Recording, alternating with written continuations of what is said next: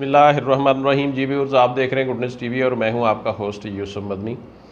آپ جو نئے آنے والے دوست ہیں وہ لازمی چینل کو سبسکرائب کر لیں، لائک شیئر بھی کریں، اور خاص طور پر جو میں آج آپ سے گفتگو کرنے والا ہوں یہ ہے نماز مترجم، یعنی جو ہم نماز پڑھتے ہیں پنجگانہ، اس کا جو ترجمہ ہے، ترجمے کے ساتھ میں یہ آپ کو نماز پوری بیان کروں گا انشاءاللہ۔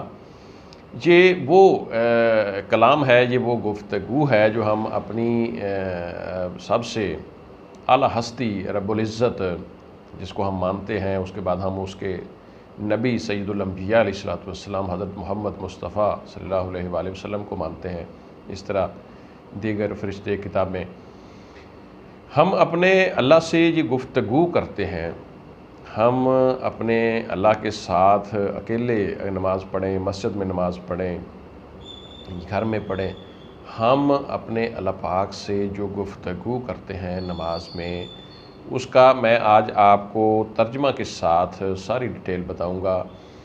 اور اس ویڈیو کو آپ نے شیئر لازمی کرنا ہے۔ بعض اوقات ایسا ہوتا ہے کہ جو شخص یہ ویڈیو دیکھتا ہے یا کوئی بھی ایسا کام اس کو براہ راست دیکھنے کو ملتا ہے، وہ اس کے اوپر عمل کم کرتا ہے، لیکن جو اگلا بندہ ہے وہ اس کو اچھے طریقے سے سمجھ لیتا ہے۔ کوئی بھی چیز اس نماز کے حوالے سے آپ کو ابہام ہو تو وہ آپ کامنٹ کر کے پوچھ سکتے ہیں، آپ رابطہ کر سکتے ہیں۔ میں اپنا ڈیٹیل میں نیچے ڈسکرپشن میں اپنا نمبر بھی دے دوں گا۔ آج میں گفتگو کا آغاز کروں گا اذان سے۔ دوستو، جو ہم اذان سنتے ہیں 5 وقت، اس کے علاوہ بھی مختلف مقامات پر، جیسے کہ جمعہ کے دن 5 سے زیادہ اذانیں ہوتی ہیں، یا کسی بھی ایسے مقام کے اوپر ہم اذان سنتے ہیں جب کوئی ضرورت پڑے، یا بچہ اللہ تعالیٰ دیتا ہے انسان، بیٹا بیٹی، تو اس کے کان میں بھی مسلمان اذان دیتے ہیں۔ اذان کے الفاظ بڑے خوبصورت ہیں، اللہ اکبر، اللہ اکبر، اللہ بہت بڑا ہے۔ اچھا، کچھ لوگوں نے ترجمہ کیا ہے کہ اللہ بہت بڑا ہے، اور کچھ لوگوں نے ترجمہ کیا ہے کہ اللہ بڑا ہے، یعنی بڑا ہے لفظ سے آگے کوئی لفظ نہیں ہے۔ بہت بڑا جب ہم وہ کہتے ہیں، جی ہم کہیں گے کہ بہت بڑا ہے تو پھر موازنہ ہوگا، لیکن جب ہم کہیں گے کہ اللہ بڑا ہے تو پھر کوئی موازنہ نہیں ہے، پھر اللہ کی ذات جو ہے وہ اپنی ہستی تک بہت بڑا ہے، بہت ہی بڑا ہے، یعنی یہ بڑا کا معنی یہ ہو جائے گا۔ جب ہم کہیں گے کہ بہت بڑا ہے تو پھر میں بھی اس کے ساتھ کوئی موازنہ، یہ ہر بندے کی اپنی مرضی ہے، یہ کوئی تلفظ میں یا کوئی مختلف جو ہمارے مسالک ہیں اس حوالے سے کوئی ترجمے میں تھوڑی بہت کمی پیشی ہو تو معاف کرنا۔ بہرحال میں اپنی طرف سے کوئی نہیں، میں یہ ترجمہ جو ہے ہمارے جو علماء کا ہے مختلف، میں اس کو ہی بیان کروں گا۔ ویورز، اس کے بعد اللہ اکبر، اللہ اکبر، اشہد ان لا الہ الا اللہ، اشہد ان لا الہ الا اللہ، یعنی 4 مرتبہ تو ہم اللہ اکبر کہتے ہیں، پھر 2 مرتبہ اشہد ان لا الہ الا اللہ، یعنی میں گواہی دیتا ہوں کہ اللہ کے سوا کوئی معبود نہیں ہے، یعنی اللہ کے سوا کسی بھی ہستی، کسی بھی شخصیت کی جو عبادت ہے وہ نہیں کی جا سکتی۔ یہ مسلمان کا عقیدہ ہے، یعنی عبادت صرف اور صرف اللہ پاک کی ذات کی ہے۔ اس کے بعد ہم اپنے نبی محمد سید الانبیاء علیہ الصلوۃ والسلام کا نام نامی اذان میں لیتے ہیں، اشہد ان محمد رسول اللہ، 2 مرتبہ یہ کلمہ دہرایا جاتا ہے کہ میں گواہی دیتا ہوں کہ حضرت محمد صلی اللہ علیہ وآلہ وسلم اللہ کے رسول ہیں۔ اس کے بعد حی علی الصلاۃ، آؤ صلاۃ کی طرف۔ اچھا، کچھ لوگ ہم چونکہ پاکستان میں اس کا ترجمہ نماز بھی کرتے ہیں، آؤ نماز کی طرف۔ لفظ نماز فارسی زبان کا لفظ ہے، اس کا معنی ہے پوجا پاٹ کرنا۔ نماز ہم نے اس کا معنی لیا ہوا ہے عبادت کرنا میں، ٹھیک ہے، یہ ہم نے ایک اپنی اس اصطلاح میں اس کا معنی لے لیا ہے، تو اس پہ کوئی حرج نہیں ہے، اس پہ ہمارے تقریباً تمام علماء متفق ہیں، لیکن اس کی ڈیٹیل میں آپ کو آگے جا کے بتاتا ہوں۔ آؤ حی علی الصلاۃ، آؤ نماز کی طرف، آؤ صلاۃ کی طرف، 2 مرتبہ جی ہم لفظ جملہ دہرا کر آگے بڑھتے ہیں۔ حیا علی الفلاح،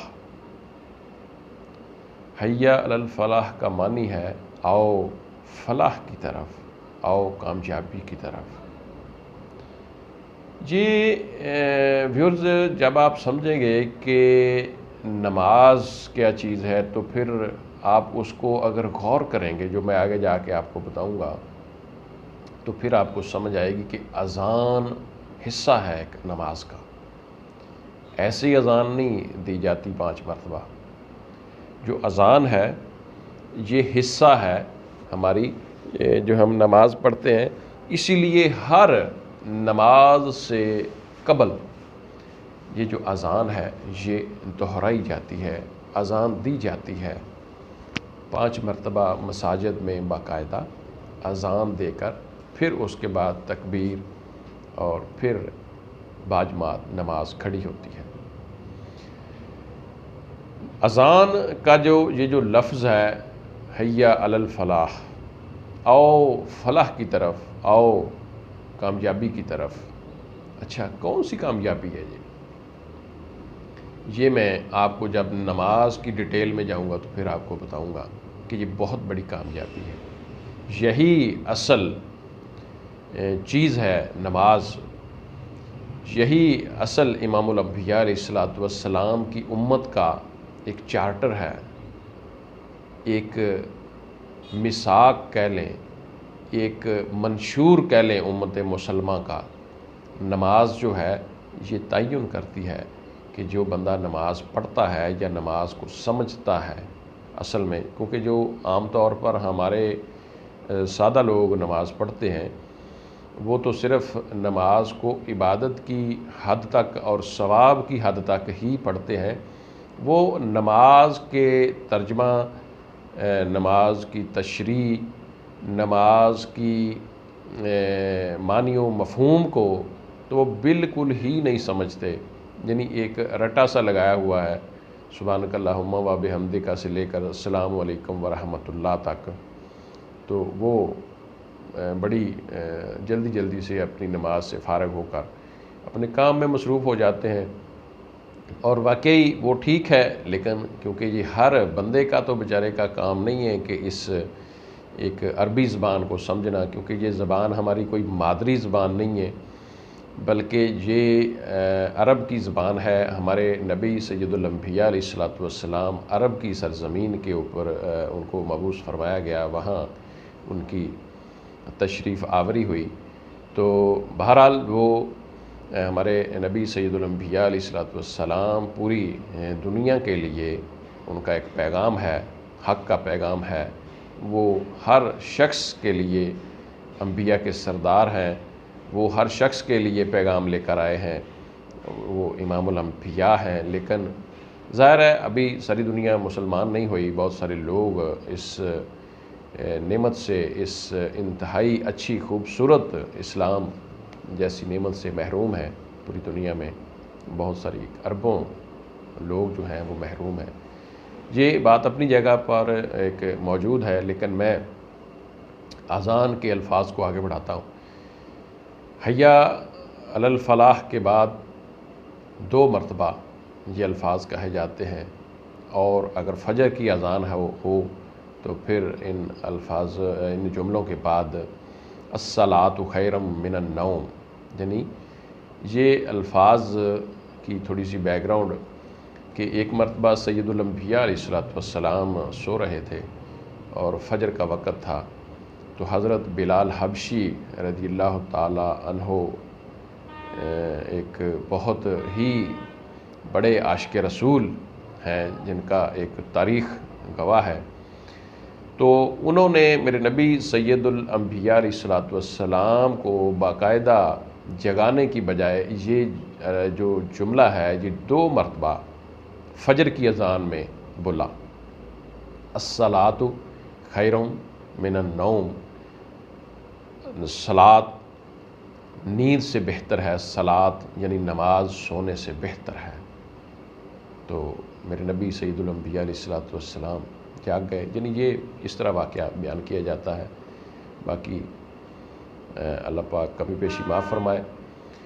اس کے بعد لا الہ اللہ اکبر کا جو یہ جملہ ہے یہ دوبارہ دہرایا جاتا ہے، اور اس کے بعد لا الہ الا اللہ، اللہ بہت بڑا ہے، لا الہ الا اللہ، اللہ کے سوا کوئی معبود نہیں۔ ویورز، اس کے بعد ہم پڑھتے ہیں دعا، جو نماز کے بعد کی دعا ہے وہ ہم پڑھتے ہیں، تو اس دعا کے اندر بھی ہم اللہ پاک سے یہ التجا کرتے ہیں کہ اے باری تعالیٰ، ہمارے نبی سید الانبیاء علیہ السلام جو ہیں ان کے وسیلہ سے یہ جو کھڑی ہونے والی نماز ہے، اس کے رب ہیں آپ، تو ہمارے اوپر رحمتیں، ہمارے نبی سید الانبیاء علیہ السلام کے اوپر رحمتیں نازل فرما۔ تو اس کے بعد ہم درود پاک بھی پڑھتے ہیں۔ اچھا، میں جو آپ کی مطلب گوش و گزار کرنا چاہتا ہوں کہ نماز ترجمے والی، اذان ترجمے والی، نماز کے بعد کی دعا ترجمے والی، یہ تو ہر مسجد میں آپ کو اویلیبل ہوگی۔ میں تھوڑی سی ایک توجہ آپ کی دلانا چاہتا ہوں، جس کی ڈیٹیل آگے جا کے آئے گی، کہ اذان ہے جو ہماری 5 وقت دی جاتی، اس میں بھی سید الانبیاء علیہ السلام کا نام نامی، نام مبارک محمد دہرایا جاتا ہے 2 مرتبہ۔ اسی طرح جو نماز کے بعد کی اذان کے بعد کی دعا ہے، اس میں بھی حضرت محمد مصطفیٰ صلی اللہ علیہ وآلہ وسلم کا نام آتا ہے باقاعدہ۔ یعنی کچھ لوگوں کا یہ خیال ہے، میں اب اعتراض نہیں کروں گا، تفسیر میں لکھا ہے کہ حضور صلی اللہ علیہ وآلہ وسلم کا خیال آ جائے تو نماز نہیں ہوتی۔ میں بھی اگر کوئی خدا نہ خواستہ نعوذ باللہ شیطان کا یا کوئی ایسی گدھے کا خیال آ جائے، یعنی وہ شیطانی وسوسہ ہے، تو نماز کے اوپر کوئی فرق حرج نہیں ہوگا، فرق نہیں پڑے گا۔ تو یہ ایک بڑی ایک عجیب سی سوچ ہے کسی اگر شخص کی ہے، لیکن میں نے اپنی آنکھوں سے پڑھا ہے، یہ ترجمہ پڑھا ہے ایک مولانا صاحب کا، تفسیر میں پڑھا ہے باقاعدہ، اس میں کچھ علماء نے حوالہ جات بھی دیے ہیں۔ بہرحال اس کو چھوڑ دیں۔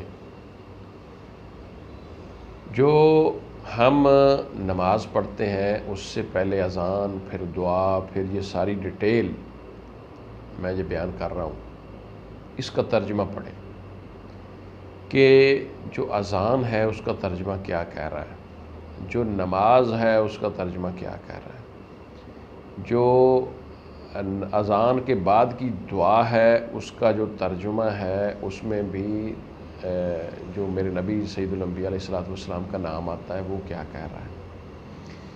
اسی طرح اب میں اپنے ٹاپک کی طرف، یہ اتنی تمہید باندھنے کا مقصد ہے، درود پاک بھی ہم پڑھتے ہیں اذان کے بعد کی دعا کے بعد۔ درود لفظ بھی فارسی زبان کا لفظ ہے، اس کا معنی ہے دعا۔ ہم دعا کے معنی میں لیتے ہیں، اس کے معنی ایک دو اور بھی ہیں لغت میں، لیکن ہم دعا کے معنی میں لیتے ہیں۔ اس کے بعد ویورز، اب اصل جو ہماری گفتگو ہے، جو ہم رب کائنات سے اپنی نماز کے دوران کرتے ہیں، ہم اب اس کے اوپر آ رہے ہیں، کیونکہ آج کا جو میرا ٹاپک ہے وہ ہے نماز کے حوالے سے۔ میری اسی good news T V channel کے اوپر پہلے ویڈیوز پڑی ہیں اذان کے حوالے سے، اذان کے بعد کی دعا کے حوالے سے۔ میں مزید یہ چیزیں ڈیٹیل کے ساتھ اذان اور دعا انشاءاللہ پھر بیان کروں گا، لیکن آج کا جو میرا مدعا ہے وہ ہے نماز۔ نماز ہم شروع کرتے ہیں سبحانک اللہم و بحمدک و تبارک اسمک و تعالی جدک ولا الہ غیرک سے، یعنی اس کو ہم ثنا کہتے ہیں نماز میں۔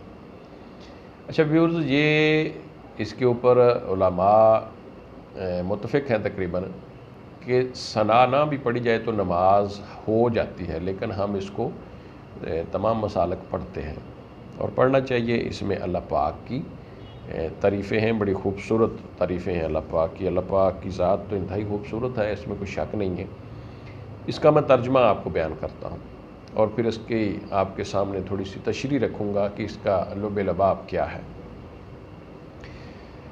سبحانک اللہم و بحمدک و تبارک اسمک و تعالی جدک و لا الہ غیرک۔ اے اللہ، ہم تیری پاکی، تیری پاکیزگی بیان کرتے ہیں اور تیری تعریف کرتے ہیں،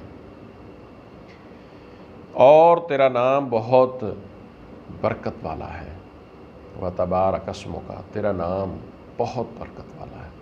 و تعالی جدک، اور تیری بزرگی بہت برتر ہے، یعنی تو اپنی ذات میں انتہائی اعلیٰ ہے۔ بزرگی برتر ہے، تیری بزرگی بہت برتر ہے، تیری ذات بہت اعلیٰ ہے، اور اس میں کوئی شک نہیں ہے کہ اس مالک کی ذات بہت اعلیٰ ہے۔ وہ بہت باریک بین ہے، وہ ذات، وہ بہت سیاںا رب ہے، وہ بہت ذہین رب ہے۔ اس نے، میں آگے جا کے تھوڑی بہت آپ کو یہ بتاتا ہوں، تیرے سوا کوئی معبود نہیں ہے۔ و تبارک اسمک و تعالی جدک ولا الہ غیرک، تیرے سوا کوئی عبادت کے لائق نہیں ہے۔ یہ مسلمان کا ایمان ہے کہ اللہ کی ذات کے سوا کوئی عبادت کے لائق نہیں ہے۔ دوستو، یہ جو ہم ثنا پڑھتے ہیں، یہ جو میں نے آپ کے سامنے ترجمہ رکھا ہے، ہماری گفتگو جو ہے نماز کی بنیادی طور پر وہ یہاں سے شروع ہوتی ہے۔ اذان اور دعا تو پہلا سلسلہ ہے۔ جو معراج کی گفتگو ہے، جو بندے اور اللہ سے آپس میں اللہ اور بندے کی ملاقات ہے، اللہ اور بندے کی گفتگو ہے، جیسا کہ میرے نبی سید الانبیاء علیہ السلام نے فرمایا کہ نماز مومن کی معراج ہے، تو میں یہ آپ کو بتانے لگا ہوں کہ یہ جو نماز مومن کی معراج ہے یہ کیسے ہے۔ آج یہ میں ساری گفتگو آپ سے کروں گا۔ اب آپ اس چیز کو سمجھیں کہ ہم یہ جو پڑھ رہے ہیں یہ کیا چیز ہے۔ کسی سے کچھ لینا ہو، یہ عام دنیا کا فارمولہ بھی ہے کہ آپ اس کی مخالفت کر کے اس سے کچھ نہیں لے سکتے۔ آپ نے کسی سے بھی کچھ لینا ہے، میں بہت ہی زیادہ ایسی باتیں نہیں کروں گا، بہتا آپ سوچیں گے کہ شاید میں کسی سے کمپیئر کر رہا ہوں۔ ہم نے کسی سے کچھ لینا ہو، کوئی ادنا سی چیز بھی لینی ہو، تو اس کی مخالفت سے، اس کی برائیاں کر کے نہیں لے سکتے، اس کی تعریف کرنا پڑے گی، اس کو اچھے الفاظ میں اس کو پکارنا پڑے گا، اور اس سے جو اچھے الفاظ میں دھیمے لہجے میں اس سے گفتگو کرنا پڑے گی۔ لیکن یہ ہستی ہے، ہر جو اس کائنات میں چیز ہے اس کی مالک ہستی اللہ کی ذات ہے۔ ہم اس سے مانگ رہے ہیں کچھ، ہم اس سے کچھ لے رہے ہیں یا لینا چاہتے ہیں، نماز کی ابتدا ہے، ہم اس کی تعریفیں کر رہے ہیں، اس کی تعریفوں سے بات شروع ہو رہی ہے، اور وہ خالق ہے، مالک ہے، وہ بزرگ و برتر ہے، اس کی بزرگی انتہا درجے کی ہے، اس کی بلندی، اس کی عظمت، اس کی برکتیں انتہا درجے کی ہیں۔ ہم اس کے ساتھ معراج کر رہے ہیں۔ معراج کا لفظی معنی ہے ملاقات کرنا، جیسا کہ میرے نبی سید الانبیاء علیہ السلام نے اپنے رب کے ساتھ، یہ ابھی تھوڑے دن رجب کی 27 تاریخ گزری ہے، اس رات کو معراج کے اوپر سید الانبیاء علیہ السلام جب جاتے ہیں، اللہ سے ملنے جاتے ہیں، اللہ سے ملاقات کرنے جاتے ہیں۔ لفظ معراج کا معنی ہے ملاقات کرنا۔ میرے نبی سید الانبیاء علیہ السلام نے اللہ کی ذات کے آمنے سامنے یہ اپنی ملاقات کی بیٹھ کر، اور گفتگو کی، اور سارے باتیں ہوئیں۔ یہ ہے معراج۔ اسی طرح ہر نماز میں مسلمان، مومن، اللہ کا بندہ جو کلمہ گو ہے، جب وہ نماز پڑھتا ہے تو وہ اپنے رب کے ساتھ معراج میں ہوتا ہے، ملاقات میں ہوتا ہے۔ یہ ہے نماز، یہ ہے اس کی نیت کہ جب ہم باوضو ہو کر اپنے رب کے سامنے اکیلے یا جماعت میں کھڑے ہوں تو ہماری یہ نیت ہو کہ نماز مومن کی معراج ہے، نماز میں ہم اپنے رب سے، یہ جو ہم پڑھ رہے ہیں اس میں، جس کو عام طور پر ہم یہی کہتے ہیں کہ ہم نے نماز میں یہ پڑھا، یہ پڑھا نہیں ہوتا اصل میں۔ یہ ہم اللہ کی ذات کے ساتھ گفتگو کرتے ہیں، گفت و شنید کرتے ہیں، گفتگو کرتے ہیں، اللہ کی ذات کے ساتھ، اللہ کے ساتھ باتیں کرتے ہیں۔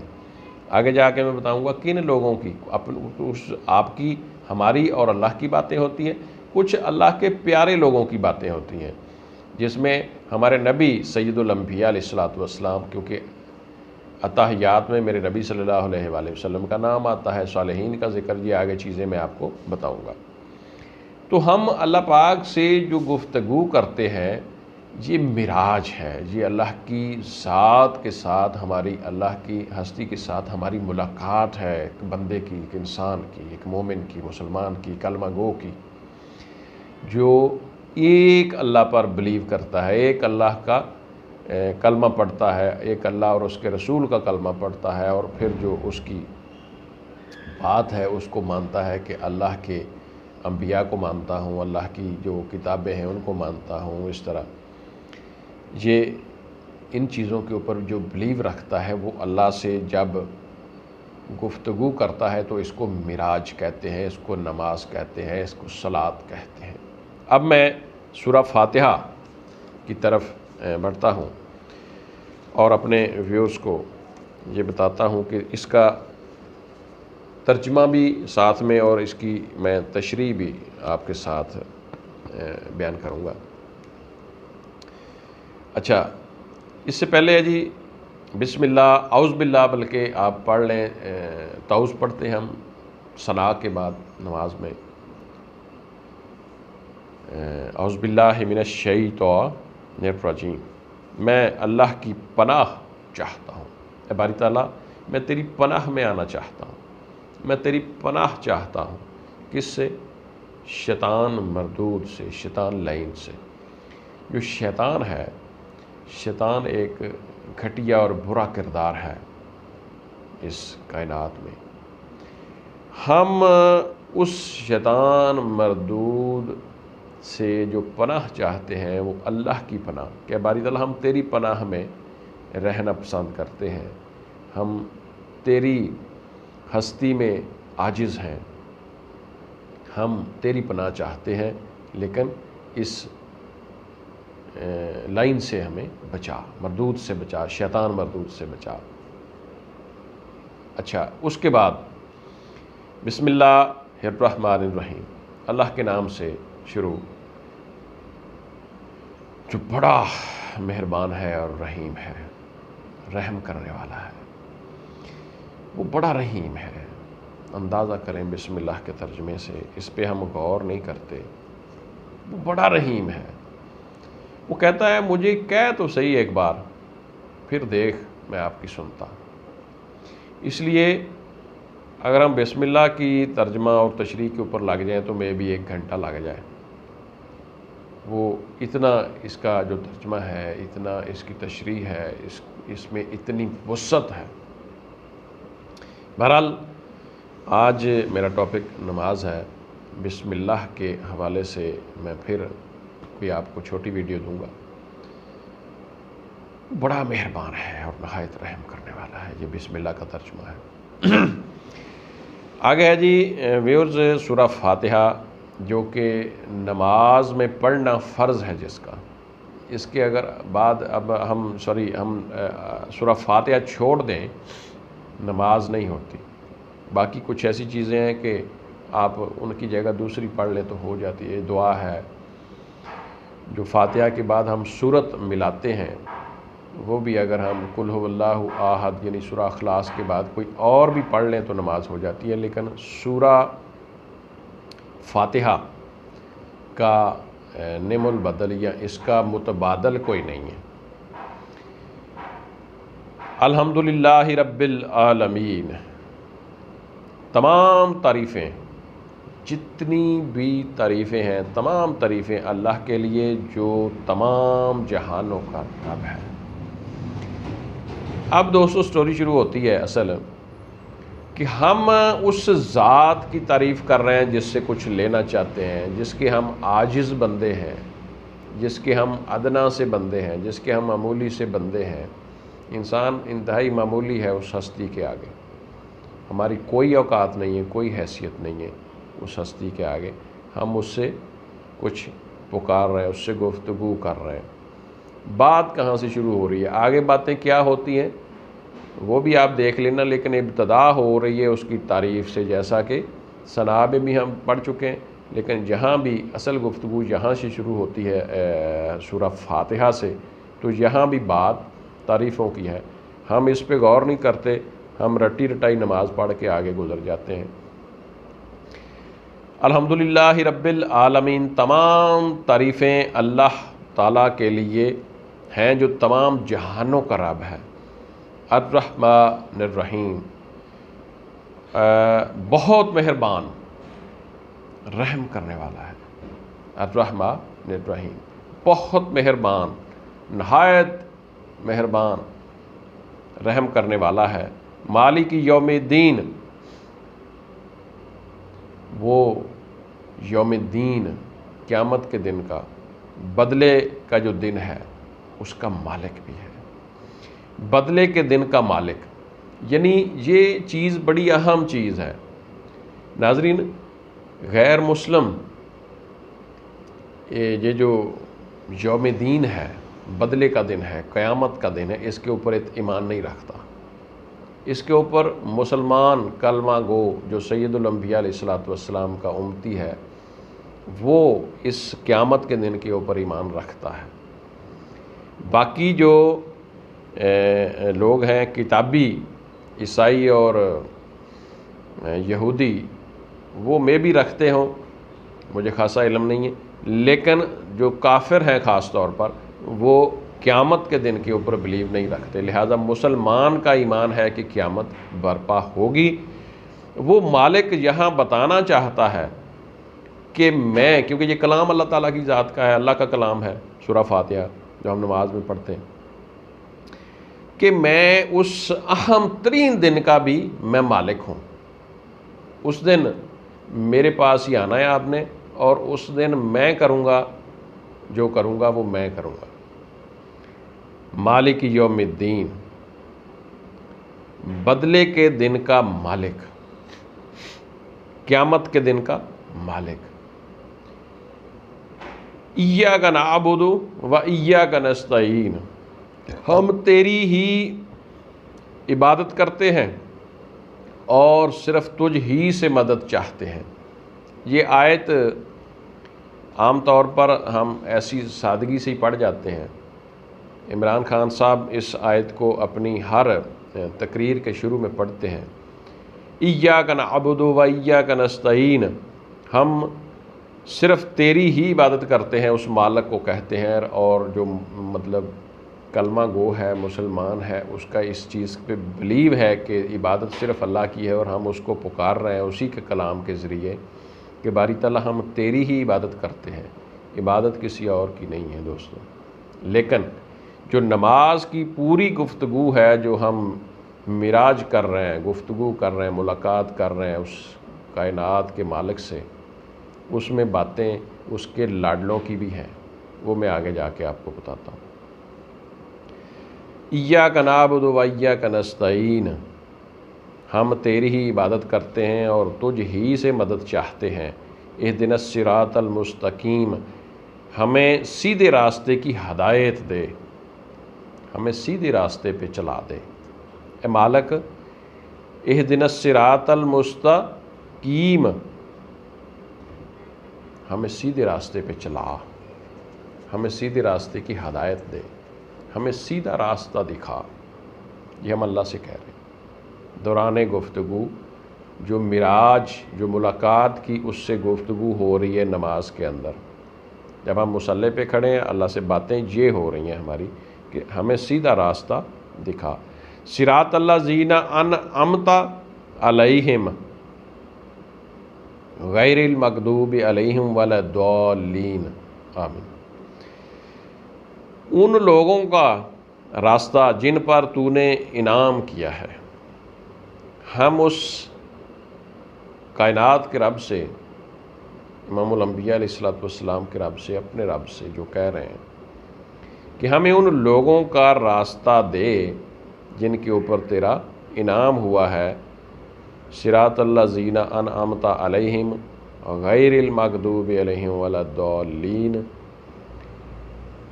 نہ کہ ان لوگوں کا جن کے اوپر تیرا غضب ہوا، جن کے اوپر غضب کیا گیا۔ غضب مالک نہیں کرنا ہے، نافرمانوں کے اوپر، کافروں کے اوپر، ظالموں کے اوپر، فرعونوں کے اوپر، نمرود جیسوں کے اوپر،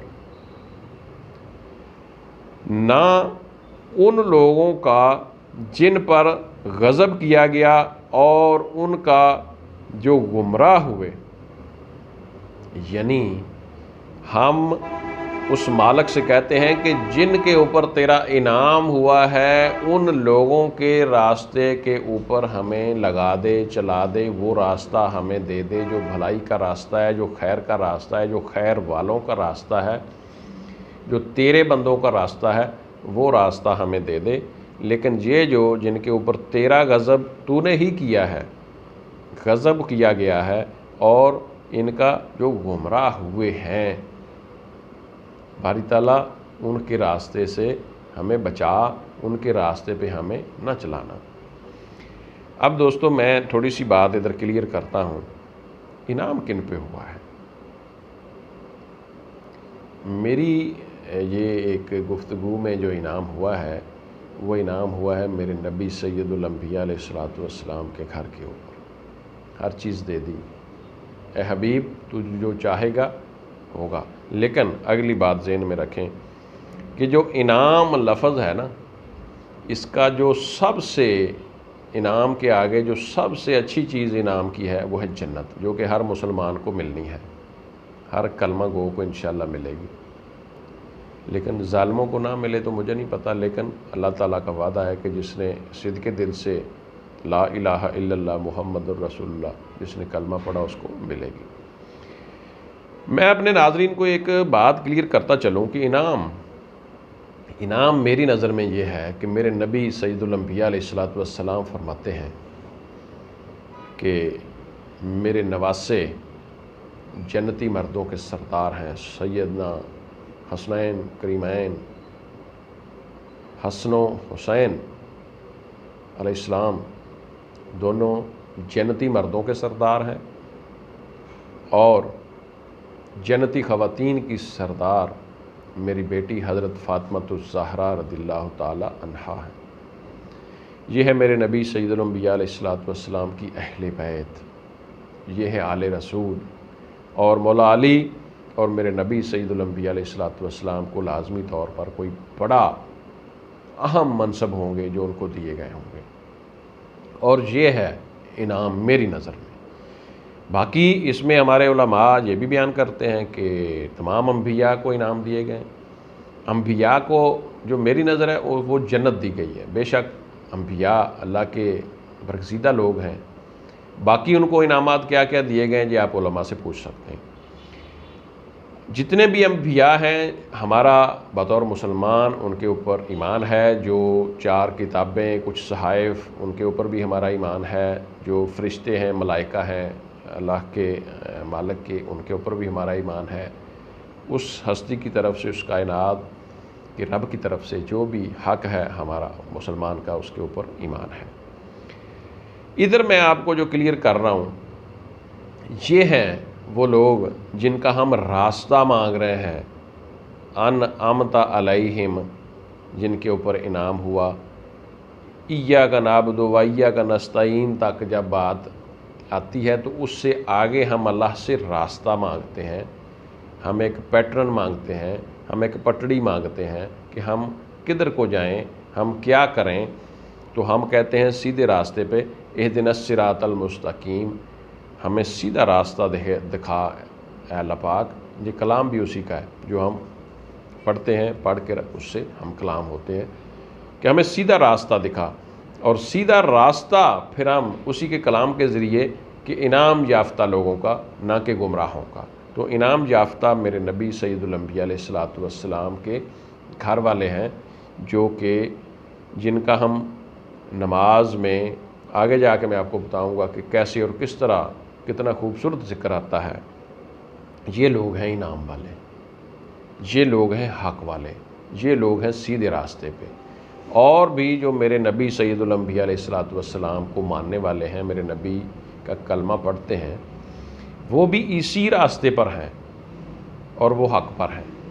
جو ان لوگوں کے راستے پر نہیں ہیں، میرے نبی اور ان کے گھر والوں کے راستے پر، وہ حق پر نہیں ہیں۔ جو ان کے راستے پہ ہے وہ حق پہ ہے۔ اچھا، اس کے بعد میں آپ سے جو بیان کر رہا ہوں کہ آگے ہم بسم اللہ کچھ لوگ پڑھ لیتے ہیں سورہ فاتحہ کے بعد، کچھ نہیں بھی پڑھتے، پڑھ لیں تب بھی ٹھیک ہے، نہ پڑھیں تب بھی حرج نہیں ہے۔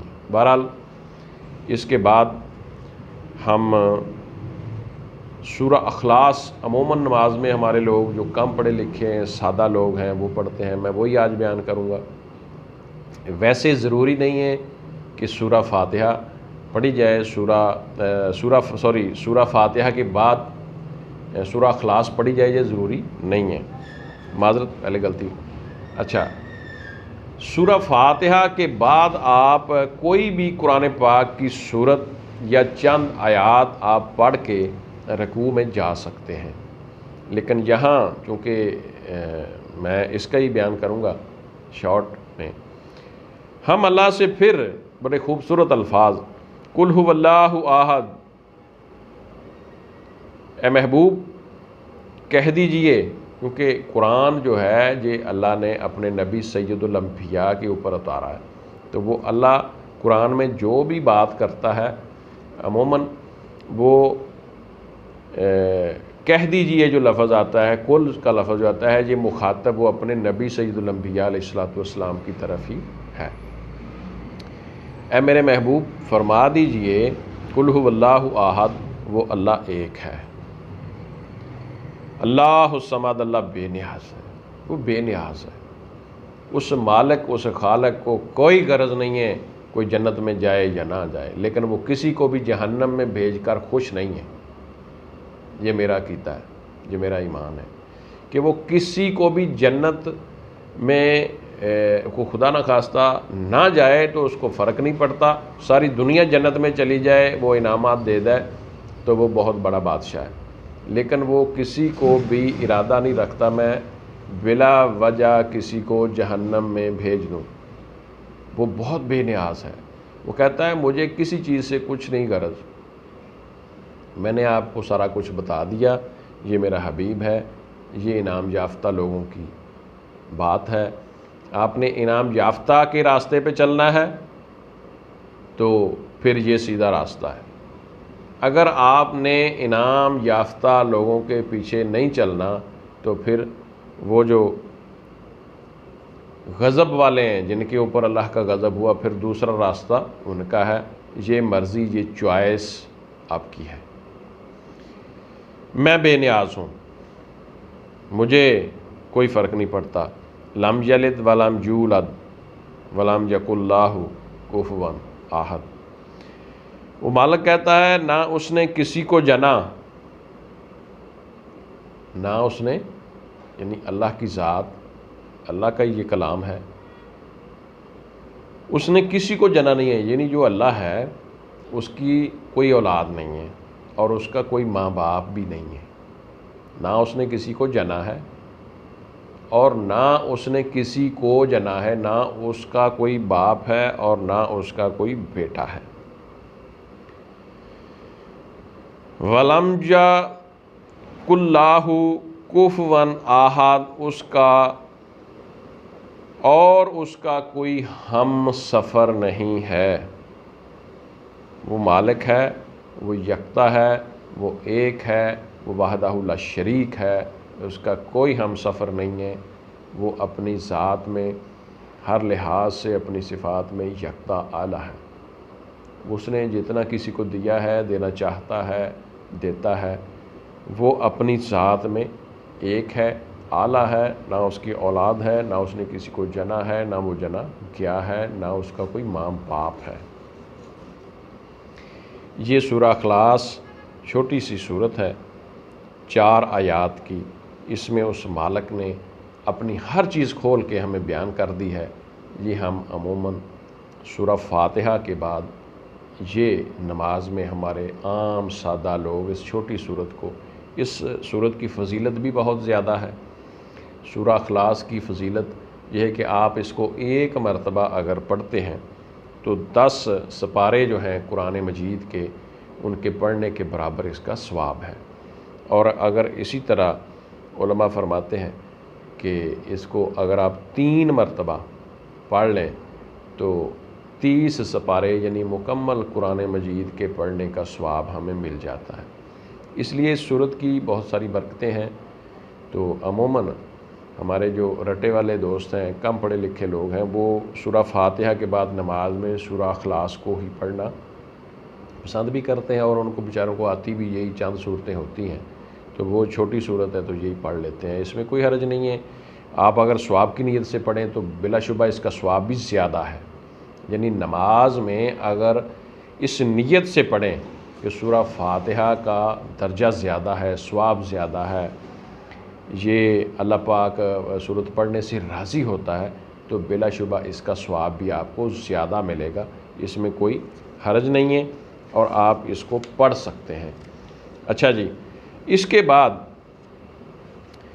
آپ جاتے ہیں رکوع میں، یعنی آپ اپنے گھٹنوں کے اوپر ہاتھ رکھ کر رکوع میں جاتے ہیں۔ رکوع میں جب ہم جاتے ہیں تو ہم تسبیح پڑھتے ہیں، سبحان ربی العظیم، پاک ہے رب، پاک ہے پروردگار عظمت والا۔ ہم اس کی پھر تعریفیں کر رہے ہیں، یعنی ہم جھک بھی رہے ہیں اور اس کی عظمت بھی بیان کر رہے ہیں، اور وہ ڈیفینیٹلی عظمت والا ہے۔ اس کے بعد ہم کھڑے ہوتے ہیں، تو ہم اکیلے کھڑے ہوں تب بھی پڑھتے ہیں، نہیں تو امام صاحب پڑھتے ہیں سمیع اللہ لمن حمیدہ۔ اللہ نے اس بندے کی بات، اچھا کچھ لوگ بات بریکٹ میں لکھتے ہیں، کچھ لوگ سنتے ہیں، کہتے ہیں کہ اللہ نے اس بندے کی سن لی۔ کیا سن لی؟ جو اس کی تمنا تھی، جو اس کی بات تھی، جو اس نے کی، جو اس نے پکارا۔ سمیع اللہ لمن حمیدہ، جب ہم رکوع سے کھڑے ہوتے ہیں تو ہم یہ جملہ ادا کرتے ہیں، سمیع اللہ لمن حمیدہ۔ اللہ نے اس بندے کی تمنا، اس بندے کی بات، اس بندے کی سوچ، اس بندے کا جو بھی ہے نظریہ، وہ سن لیا، سن لی، جس نے اس کی تعریف کی، جس نے اس کو پکارا، اللہ نے اس کی سن لی۔ یہ بڑے خوبصورت الفاظ ہیں۔ ان کی مزید تفصیل آپ علماء سے سنتے رہے ہوں گے، یا آپ مزید کسی سے سوال کر کے پوچھ لیں۔ یہ بڑے خوبصورت الفاظ ہیں۔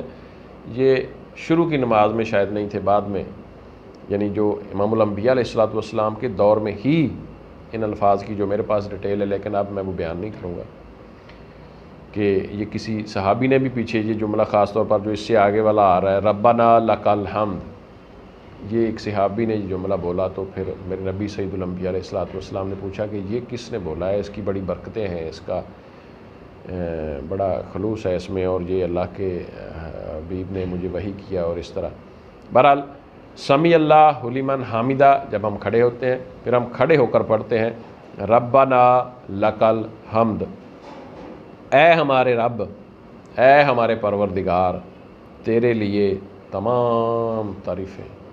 بڑے خوبصورت الفاظ ہیں، جملہ ہے، تو یہ انتہائی اللہ کو پسند ہے۔ سمیع اللہ لمن حمیدہ، ربنا لک الحمد، یہ جملے اللہ کی ذات کو، یہ اس کی تعریف کے جملے ہیں، اس کی کبریائی کے جملے ہیں، یہ اللہ کو بہت پسند ہے نماز کے اندر، ٹھیک ہے جی۔ اس کے بعد ہم سجدے میں چلے جاتے ہیں، اللہ اکبر کہہ کر ہم سجدے میں چلے جاتے ہیں، اللہ اکبر۔ اس سے پہلے بھی ایک بار اللہ اکبر کہتے ہیں جب ہم رکوع میں جاتے ہیں۔ بہرحال جب ہم کھڑے ہوتے ہیں سمیع اللہ لمن حمیدہ ربنا لک الحمد کہہ کر پھر ہم اللہ اکبر کہہ کر سجدے میں جاتے ہیں۔ اللہ اکبر، اللہ بہت بڑا ہے۔ کچھ لوگوں نے یہ ترجمہ کیا ہے، کچھ نے کہا ہے کہ اللہ بڑا ہے، یعنی اللہ بڑا ہے تو یہ موازنہ نہیں ہے کسی سے، اللہ بہت بڑا ہے تو پھر موازنہ ہے۔ وہ کہتے ہیں کہ جب اس ذات کا موازنہ ہی نہیں ہے تو پھر ہم بہت بڑا کیوں کہیں، پھر ہم کہیں گے بڑا ہے۔ بہرحال یہ اللہ بہت بڑا ہے یہ بھی علماء نے ترجمہ کیا ہے، اللہ سب سے بڑا ہے یہ بھی علماء نے ترجمہ کیا ہے، اللہ بڑا ہے یہ بھی ترجمہ کیا ہے۔ اس میں کوئی حرج نہیں ہے، جو جس کا دل چاہے وہ پڑھ لے۔ بہرحال اس کی بڑائی، اس کی کبریائی، اس کی شان میں کوئی کسی کا مطلب فرق نہیں ہے کسی کے ذہن میں، وہ بے شک بڑا ہے۔ تمام تعریفیں اس ذات کی ہیں۔ اچھا جی، اس کے بعد ہم جاتے ہیں سجدے میں، سجدہ ریز ہوتے ہیں اس ذات کے آگے، اپنی پیشانی کو جس کو ہم بڑی اعلیٰ سمجھتے ہیں اس کو ہم زمین کے اوپر رگڑ دیتے ہیں۔ تو ہم وہاں پڑھتے ہیں سبحان ربی یل اعلیٰ، ہم پھر اس مالک کی تعریف کرتے ہیں، سبحان ربی یل اعلیٰ، یعنی پہلے ہم نے رکوع میں پڑھا ہے سبحان ربی یل عظیم، اب اعلیٰ، پاک ہے رب، سبحان ربی یل اعلیٰ، پاک ہے رب، پاک ہے پروردگار، اور بلندی والا، بزرگی والا، سبحان ربی یل اعلیٰ، اعلیٰ کا معنی ہے بلند، بزرگی والا، عظمت اس سے بھی ذرا زیادہ والا لفظ ہے، لیکن یہ لفظ اللہ کی تعریف کے لیے ہی بیان ہوتے ہیں، بلندی والا، سبحان ربی یل اعلیٰ، یہ 3 مرتبہ ہم دہراتے ہیں، 5 مرتبہ، 7 مرتبہ، بہرحال عموماً ہم 3 مرتبہ پڑھتے ہیں۔ پھر ہم اللہ اکبر کہہ کر جناب التحیات، تشہد میں بیٹھ جاتے ہیں۔ جب ہم تشہد میں بیٹھ جاتے ہیں تو پھر بڑے خوبصورت الفاظ ہیں التحیات کے، تشہد کے، وہ ہم التحیات پڑھتے ہیں۔ یہ آپ نے بڑی غور سے سننا ہے، التحیات کی ڈیٹیل کو میں آپ سے بیان کر رہا ہوں۔ اس کے بعد ہم درود پاک پڑھتے ہیں اللہ کے سامنے۔ یہ نہ تو التحیات پورا قرآن میں ہے اور نہ ہی درود پاک قرآن مجید میں ہے۔ اگلی جو دعا ہم اینڈ پہ پڑھتے ہیں وہ قرآن سے ہم لیتے ہیں۔ بہرحال التحیات کے جو الفاظ ہیں یہ بہت ہی خوبصورت الفاظ ہیں۔ درود پاک میرے نبی سید الانبیاء علیہ الصلوۃ والسلام کے حوالے سے بڑے خوبصورت الفاظ ہیں، یہ ان کی میں ڈیٹیل آپ کو بتاتا ہوں۔ پھر دعا ہم پڑھتے ہیں التحیات للہ والصلوات والطیبات، السلام علیک ایھا النبی ورحمۃ اللہ وبرکاتہ، السلام علینا وعلی عباد اللہ الصالحین، اشہد ان لا الہ الا اللہ واشہد ان محمدً عبدہ ورسولہ۔ یہ ہے التحیات، یہ ہے تشہد۔ اچھا ویورز، تشہد میں ہم جب یہ پڑھتے ہیں کہ جتنی بھی عبادات ہیں، التحیات للہ والصلوات والطیبات، جتنی بھی عبادات 3 قسم کی، یعنی زبانی قولی عبادتیں، بدنی عبادتیں جیسا کہ ہم نماز پڑھتے ہیں، اس طرح ہم نوافل پڑھتے ہیں، یہ بدنی عبادات میں آتا ہے۔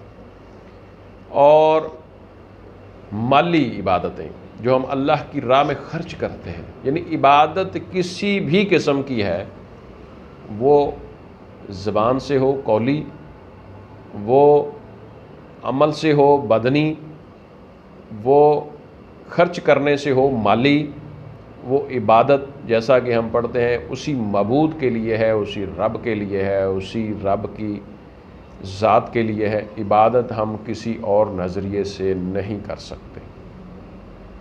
عبادت اس خالق کے لیے ہے، اس مالک کے لیے ہے، اس کائنات کے رب کے لیے ہے، اس اللہ کی ذات کے لیے ہے۔ اس کے بعد اب الفاظ دیکھیں، یہ تو ہو گئی بات اللہ کی ذات کی، اس کی کبریائی کی، اس کی بلندی کی، اس کی بڑائی کی، کہ عبادات جو بھی ہیں اگر کوئی اور قسم بھی آپ کے ذہن میں ہو تو وہ اللہ ہی کے لیے ہیں۔ یہ 3 چیزیں بتائی گئیں، قولی، فعلی، مالی، یعنی زبان کی عبادت جو ہم زبان سے ادا کریں، الفاظ، خوبصورت الفاظ، اللہ کی تعریف کے الفاظ، جملے، وہ بھی عبادت اللہ کی۔ جو ہم عملاً عبادت کریں جس کو ہم بدنی عبادت کہتے ہیں، وہ بھی اللہ کے لیے۔ اور اسی طرح جو ہم اپنا حلال کا پیسہ خرچ کر کے جو عبادت کریں، وہ بھی عبادت اللہ ہی کے لیے ہے۔ اس کے بعد ہم کہتے ہیں اپنا التحیات للہ والصلوات والطیبات، السلام علیکہ، ہم سلامتی بھیجتے ہیں سید الانبیاء علیہ الصلاۃ والسلام کی ذات پر۔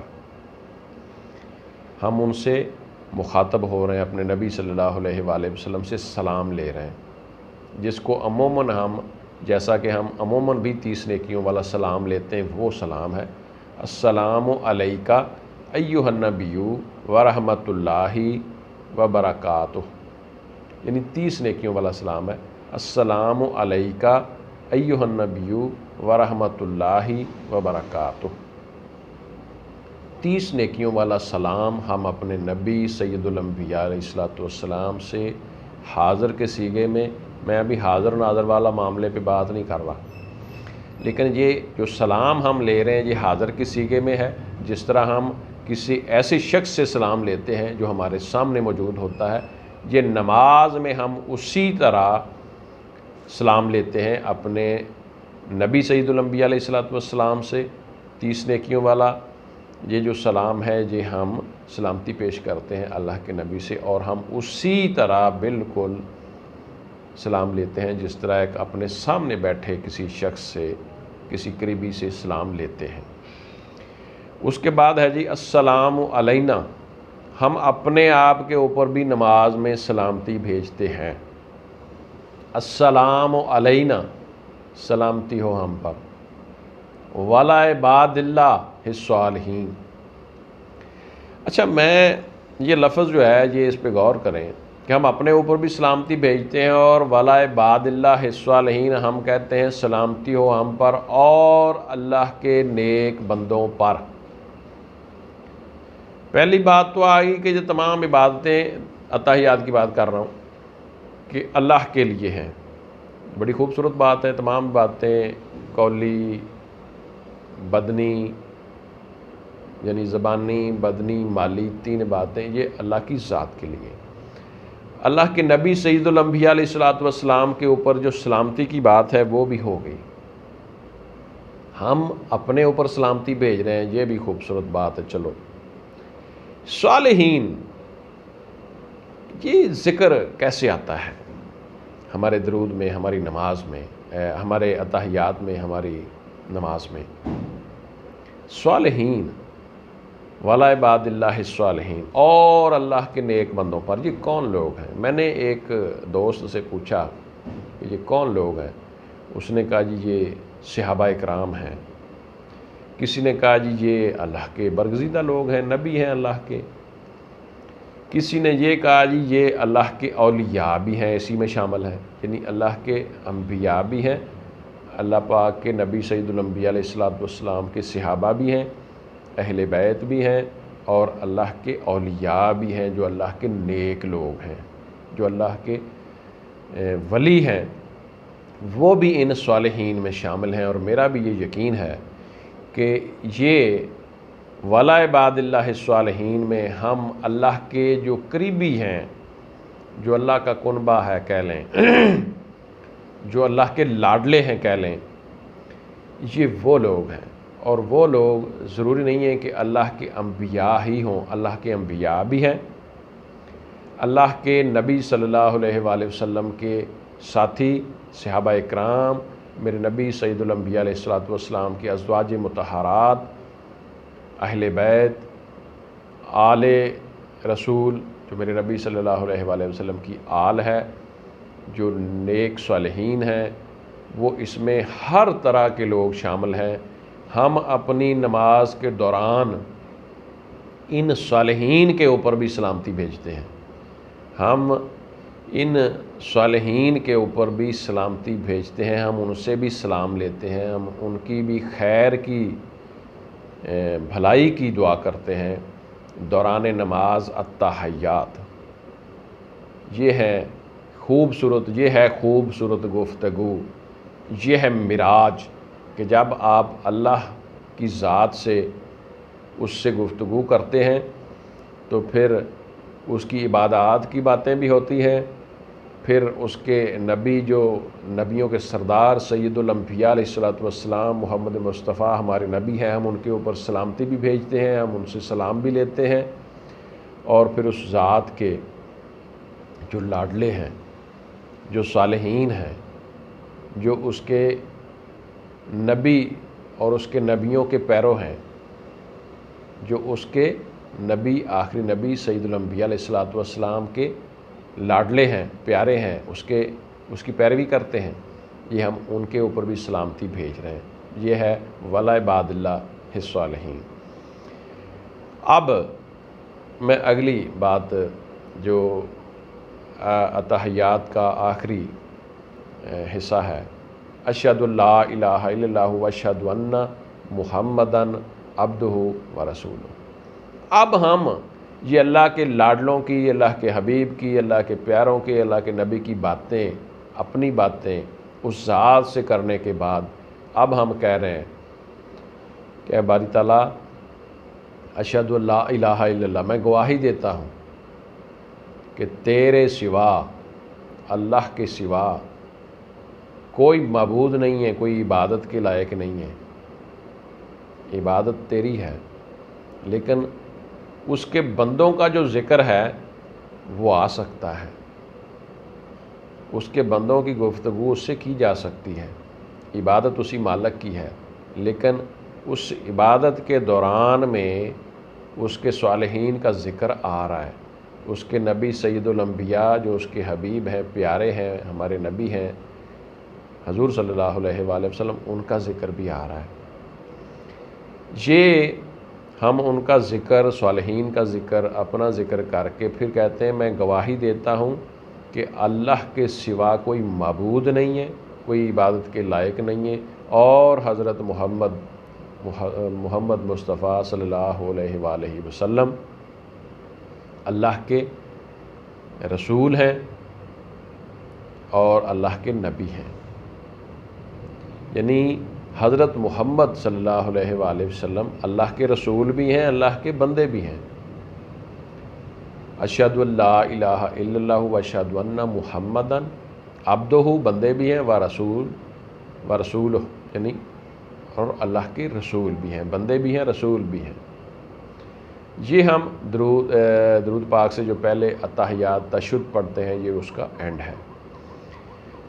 اس کے بعد، اس خوبصورت گفتگو کے بعد، ہم اپنے نبی سید الانبیاء علیہ السلام کے اوپر درود پاک پڑھتے ہیں۔ درود پاک کی صورت میں ہم اپنے نبی سید الانبیاء علیہ السلام کے اوپر سلامتی بھیجتے ہیں، ان کے لیے خیر مانگتے ہیں اس پاک ذات سے، اور انتہائی خوبصورت الفاظ ہیں درود پاک کے، وہ میں آپ کے سامنے پورا درود پاک پڑھتا ہوں۔ اللہم صلی علی محمد وعلی آل محمد کما صلیت علی ابراہیم وعلی آل ابراہیم انک حمید مجید۔ اللہم بارک علی محمد وعلی آل محمد کما صلیت علی ابراہیم وعلی آل ابراہیم انک حمید مجید۔ یعنی یہ دیکھیں، اللہم صلی علی محمد، اللہم صلی علی محمد، الہی ہم اپنے رب سے، اس وحدہ لا شریک سے مخاطب ہیں، الہی محمد صلی اللہ علیہ وآلہ وسلم کے اوپر رحمت بھیج، صلی علی محمد، رحمت بھیج۔ اچھا، اس لفظ کا معنی دعا بھی کچھ لوگ لکھتے ہیں، رحمت بھی لکھتے ہیں، خیر بھی لکھتے ہیں، برکت بھی، بہرحال یہ معنی اس کے مختلف ہو سکتے ہیں، سارے اسی معنوں میں آتے ہیں۔ خوبصورتی ہے اس لفظ میں صلی، اللہم صلی علی محمد۔ الہی مالک، خالق کائنات کے مالک محمد صلی اللہ علیہ وآلہ وسلم کے اوپر رحمت بھیج، والا آل محمد، اور محمد صلی اللہ علیہ وآلہ وسلم کی آل کے اوپر رحمت بھیج۔ یعنی یہ خوبصورتی دیکھیں درود ابراہیمی کی، کہ ہم اس پروردگار سید الانبیاء علیہ السلام، پروردگار سے سید الانبیاء علیہ السلام کے اوپر بھی رحمت کی التجا دعا مانگ رہے ہیں، اور میرے نبی سید الانبیاء علیہ السلام کی جو آل ہے ان کے لیے بھی دعا مانگ رہے ہیں۔ اسی طرح کما صلیت علی ابراہیم وعلی آل ابراہیم انک حمید مجید۔ اے باری تعالیٰ، جس طرح تو نے ابراہیم علیہ السلام کے اوپر اپنی رحمت کی، جس طرح تو نے ابراہیم علیہ السلام کے اوپر رحمت کی اور ان کی آل کے اوپر رحمت کی، اسی طرح ہمارے پیارے نبی سید الانبیاء علیہ السلام کے اوپر اپنی رحمت فرما، ان کی آل کے اوپر رحمت فرما۔ یہ ہے بڑا خوبصورت ترجمہ۔ تو بزرگ و برتر ہے، انک حمید مجید، تیری ہستی بہت بلند ہے، تو اپنی شان میں بہت اعلیٰ ہے، تو بزرگ و برتر ہے۔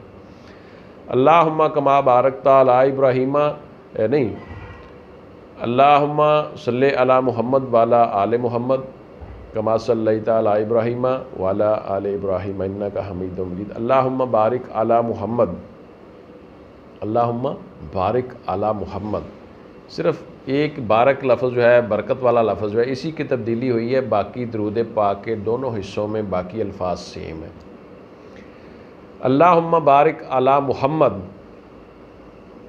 الہی محمد صلی اللہ علیہ وآلہ وسلم کے اوپر برکت نازل فرما، اور ان کی آل کے اوپر بھی برکت نازل فرما۔ کما بارکت علی ابراہیم وعلی آل ابراہیم انک حمید مجید، جس طرح تو نے ابراہیم علیہ السلام کے اوپر برکتیں نازل فرمائیں، جس طرح تو نے ابراہیم علیہ السلام کے اوپر برکتیں نازل فرمائیں، ان کی آل کے اوپر برکتیں نازل فرمائیں، بے شک تو بزرگ و برتر ہے، بے شک تو اپنی شان میں بہت بلند ہے، تیری ہستی بہت بڑی ہے۔ ہم یہ کیوں کر رہے ہیں؟ یہ میرا ایک چھوٹا سا سوال ہے، اور میں اس کے حوالے سے گفتگو کروں گا۔ یہ ہے نماز کی جان، یہ چیزیں اتحیات میں جو ہم نے باتیں کی ہیں، کہ ہم کیوں سلامتی بھیج رہے ہیں ایک ہستی کے اوپر، سید الانبیاء علیہ السلام، یہ سوال ہیں۔ یعنی یہ ہم سوال اپنے ذہن میں اٹھائیں گے، پھر ان کی ہم جواب طلب کریں گے اپنے علماء سے، اپنے آپ سے، اپنے پڑھے لکھے لوگوں سے، تو پھر ہمیں یہ سمجھ آئے گی میرے ویورز کہ نماز کیا ہے، نماز مومن کی معراج کیسے ہے، یہ کیسے ہے نماز مومن کی معراج، پھر ہمیں سمجھ آئے گی۔ اگر ہم ان چیزوں کے سوال نہیں لیں گے تو پھر یہ ایک عبادت کے طور پر، ایک رٹے کے طور پر ہم جنت لینے کی خاطر آؤ جائی تو مسجد میں کر لیں گے، لیکن ہمارے پلے علم کے لحاظ سے کچھ نہیں پڑے گا۔ ہمیں اس نماز کی تفصیل، ڈیٹیل، اس نماز کی جو خوبصورتی ہے، اس نماز کا جو مطلب ہے، اس نماز کا جو ہم مسجد میں 5 مرتبہ جاتے ہیں، اس کی سمجھ نہیں آئے گی، اور نہ ہمیں اس چیز کی سمجھ آئے گی کہ نماز دین کا ستون کیسے ہے، اور نہ ہمیں اس چیز کی سمجھ آئے گی کہ نماز مومن کی معراج کیسے ہے، اور نہ ہمیں اس چیز کی سمجھ آئے گی کہ نماز سید الانبیاء علیہ الصلوۃ والسلام کی آنکھوں کی ٹھنڈک کیسے ہے، اور نہ ہمیں اس چیز کی سمجھ آئے گی کہ نماز مسلمان اور کافر کے درمیان میں فرق کرتی ہے۔ یہ جتنی بھی احادیث ہیں، نماز جنت کی کنجی ہے، یہ جتنی بھی احادیث ہیں، نماز مومن کی معراج ہے، نماز دین کا ستون ہے، نماز کئی مرتبہ یہ بھی آتا ہے نماز اور زکوٰۃ دین کے 2 بڑے ستون ہیں۔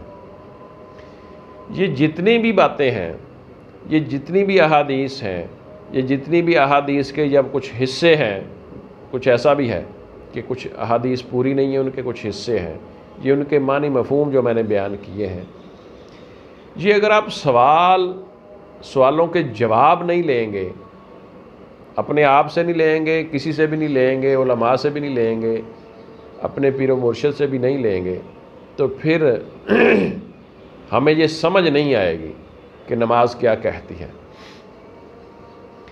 انہی باتوں کی وجہ سے میں پھر یہ آپ سے یہ کہوں گا کہ ہمیں یہ نہیں پتہ چلے گا کہ نماز مومن کی معراج کیسے ہے، نماز میں خشوع اور خضوع نہیں آئے گا، نماز میں خشوع اور خضوع نہیں آئے گا، کیونکہ ہم اس چیز کو بطور علم سمجھتے ہی نہیں ہیں کہ نماز کیا ہے۔ ہم تو بطور عبادت مقدسہ یا عبادت ہم نے اس کو رٹا لگا رکھا ہے، کیونکہ عربی ہماری زبان نہیں ہے۔ جب عربی ہماری زبان نہیں ہے تو پھر اس کے اوپر ہمیں کیا پتہ نماز کیا کہہ رہی ہے۔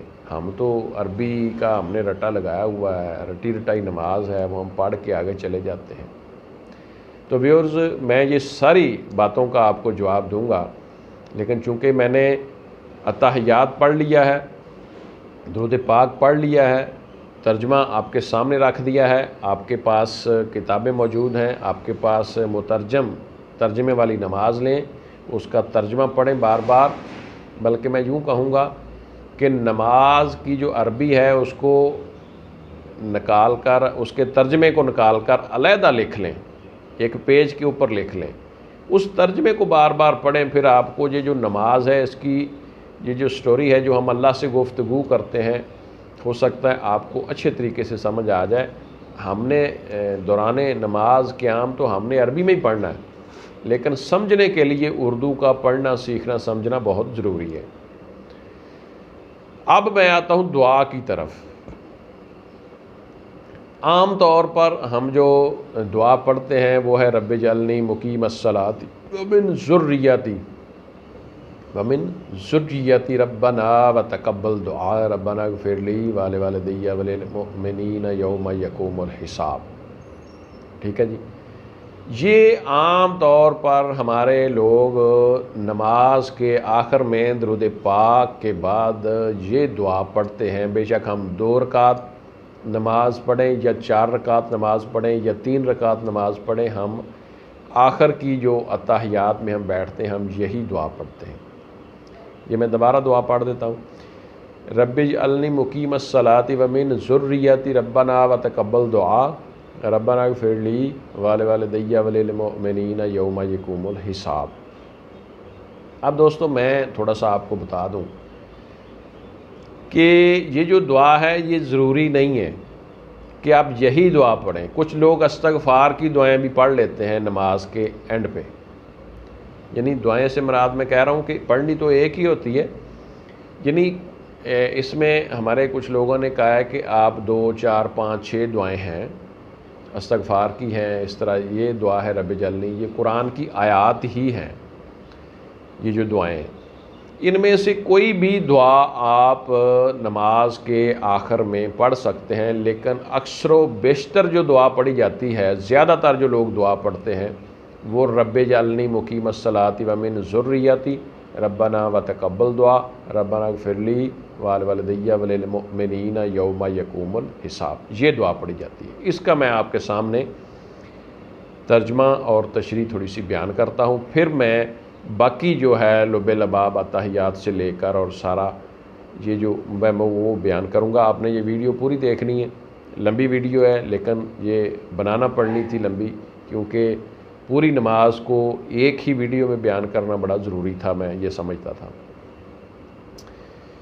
اچھا، اب رب اجعلنی مقیم الصلاۃ، اے پروردگار، اے میرے رب، مقیم الصلاۃ ومن ذریتی، مجھے نمازی بنا دے۔ اچھا جی، نماز صلاۃ اصل میں کیا چیز ہے، یہ میں آپ کو بات بھی کی جو ڈیٹیل میں آپ سے گفتگو کروں گا، پہلے میں یہ مکمل کر لوں۔ مجھے باری تعالیٰ مجھے نمازی بنا دے، مجھے صلاۃ نماز پڑھنے والا بنا دے، من ذریتی، ذریتی لفظ کا معنی ہے اولاد، میری اولاد کو بھی۔ رب اجعلنی مقیم الصلاۃ ومن ذریتی ربنا وتقبل دعا، اے باری تعالیٰ، میں اس کا پورا ترجمہ کر دیتا ہوں، اے باری تعالیٰ مجھے نمازی بنا دے، میری اولاد کو بھی، میری یہ دعا قبول فرما۔ ہم یہ سٹوری اللہ کی تعریفوں سے شروع ہو رہی ہے، ہوتے ہوتے ہمیں سیدھا راستہ انعمت علیہم، ان لوگوں کے راستے پہ چلا، غیر المغضوب علیہم ولا الضالین، جن کے اوپر غضب ہوا ان سے بچا۔ یہ سٹوری اللہ کی تعریفوں، عظمتوں، تسبیحات سے ہوتے ہوئے اتحیات، اس کی عبادات، اس کے حبیب سید الانبیاء علیہ والسلام کے ذکر و اذکار، یہ گفتگو کا ایک تسلسل ہے کہ گفتگو شروع ہو رہی ہے اس خالق، اس مالک کی تعریفوں سے، اور پھر اس کی تعریفوں کے بعد انعام یافتہ لوگ، اس کے اپنے، اس کے حبیب کی آل و اولاد، اللہم صلی علی محمد وعلی آل محمد، یہ اس طرح گفتگو ہوتی ہوئی اپنے اینڈ کی طرف آ رہی ہے۔ پھر ہم درود پاک پڑھتے ہیں، اللہم صلی علی محمد وعلی آل محمد، صالحین کا بھی ذکر آتا ہے اتحیات میں۔ یہ گفتگو ادھر سے ہوتی ہوئی ہمارے گھر پہ آ کر ختم ہوتی ہے۔ رب اجعلنی مقیم الصلاۃ ومن ذریتی ربنا وتقبل دعا، اے باری تعالیٰ مجھے نمازی بنا دے، میری اولاد کو بھی، اور میری یہ دعا قبول فرما لے۔ سمیع اللہ لمن حمیدہ، جس نے جو کہا وہ میں نے سن لیا، جس نے جو مجھے بات کی، جس نے میری تعریف کی، جس نے کچھ مانگا وہ سنتا ہے، وہ سننے والا ہے۔ رب اجعلنی مقیم الصلاۃ ومن ذریتی ربنا وتقبل دعا ربنا اغفر لی، اے پروردگار، ربنا اغفر لی، اے میرے رب، ربنا اغفر لی ولوالدی، میرے والدین کو بخش دے، ربنا اغفر لی ولوالدی وللمؤمنین یوم یقوم الحساب۔ اے پروردگار، اے مالک، اے خالق، اے رب، میرے والدین کو بخش دے، میرے والدین کو بخش دے اور مسلمانوں کو بھی بخش دے۔ کچھ لوگ مومنین لفظ کا ترجمہ مسلمانوں کو کرتے ہیں، کچھ لوگ کہتے ہیں مومنین۔ میرے والدین کو اور تمام مسلمانوں کو، یا میرے والدین کو اور تمام مومنین کو اے باری تعالیٰ بخش دے یوم یقوم الحساب، حساب والے دن، قیامت والے دن، آخرت والے دن، جب تیری آخرت برپا ہو، جب تیرا حساب برپا ہو، جب یوم دین آئے، تو اس دن میرے والدین کو بھی بخش دینا اور تمام مومنین کو بھی بخش دینا، تمام مسلمانوں کو بھی بخش دینا، تمام کلمہ پڑھنے والوں کو بھی بخش دینا۔ یہ ہے دوستو کہ ہم اللہ کی تعریفوں کے اوپر سے یہ سٹارٹ لیتے ہیں۔ یہ ہے معراج، یہ ہے معراج۔ معراج کا معنی ملاقات۔ یہ ہے ملاقات میں باتیں جو ہم اللہ کی ذات کے ساتھ اللہ سے گفت و شنید، اللہ سے گفتگو کرتے ہیں، اللہ سے باتیں کرتے ہیں، اپنے بارے میں کرتے ہیں، اپنے حبیب سید الانبیاء علیہ السلام کے بارے میں کرتے ہیں، اپنی اعلیٰ جو قیادت ہے ہماری دنیا و آخرت میں، یعنی قیادت ہماری کون ہے؟ ہماری قیادت ہے ہمارے نبی صلی اللہ علیہ وآلہ وسلم اور ان کی آل، کیونکہ سید الانبیاء علیہ السلام نے فرمایا کہ جنت کے مردوں کے سردار میرے نواسے حضرت حسن، حضرت حسین علیہ السلام، اور اسی طرح میری بیٹی جنت میں خواتین کی سردار حضرت فاطمہ الزہرا رضی اللہ تعالی عنہا ہیں۔ یہ ہیں وہ لوگ کہ جن کی ہم قیادت میں دنیا میں رہ رہے ہیں، اور انہی کی قیادت میں ہم آخرت میں جنت میں رہیں گے۔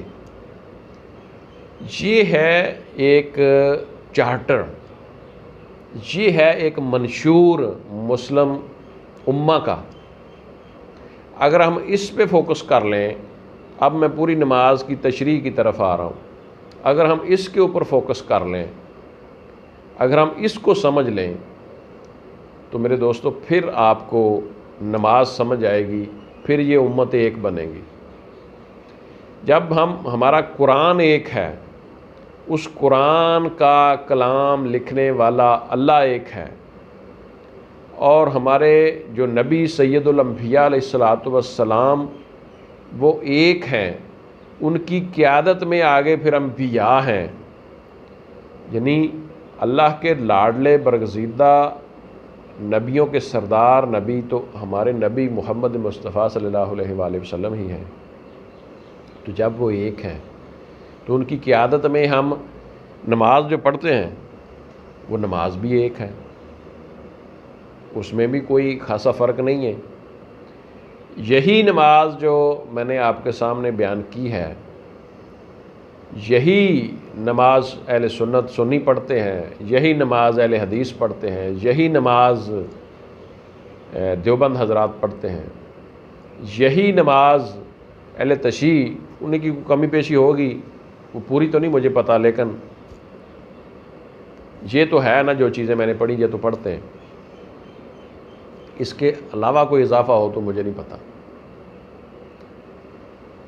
نماز ایک ہے، ہمارے نبی ایک ہیں، اللہ ایک ہے، قرآن ایک ہے، امت ایک کیوں نہیں ہے؟ جب ہم اس تمام گفتگو کا خلاصہ سمجھیں گے تو پھر سمجھ آئے گی کہ ہم ایک کیوں نہیں ہیں۔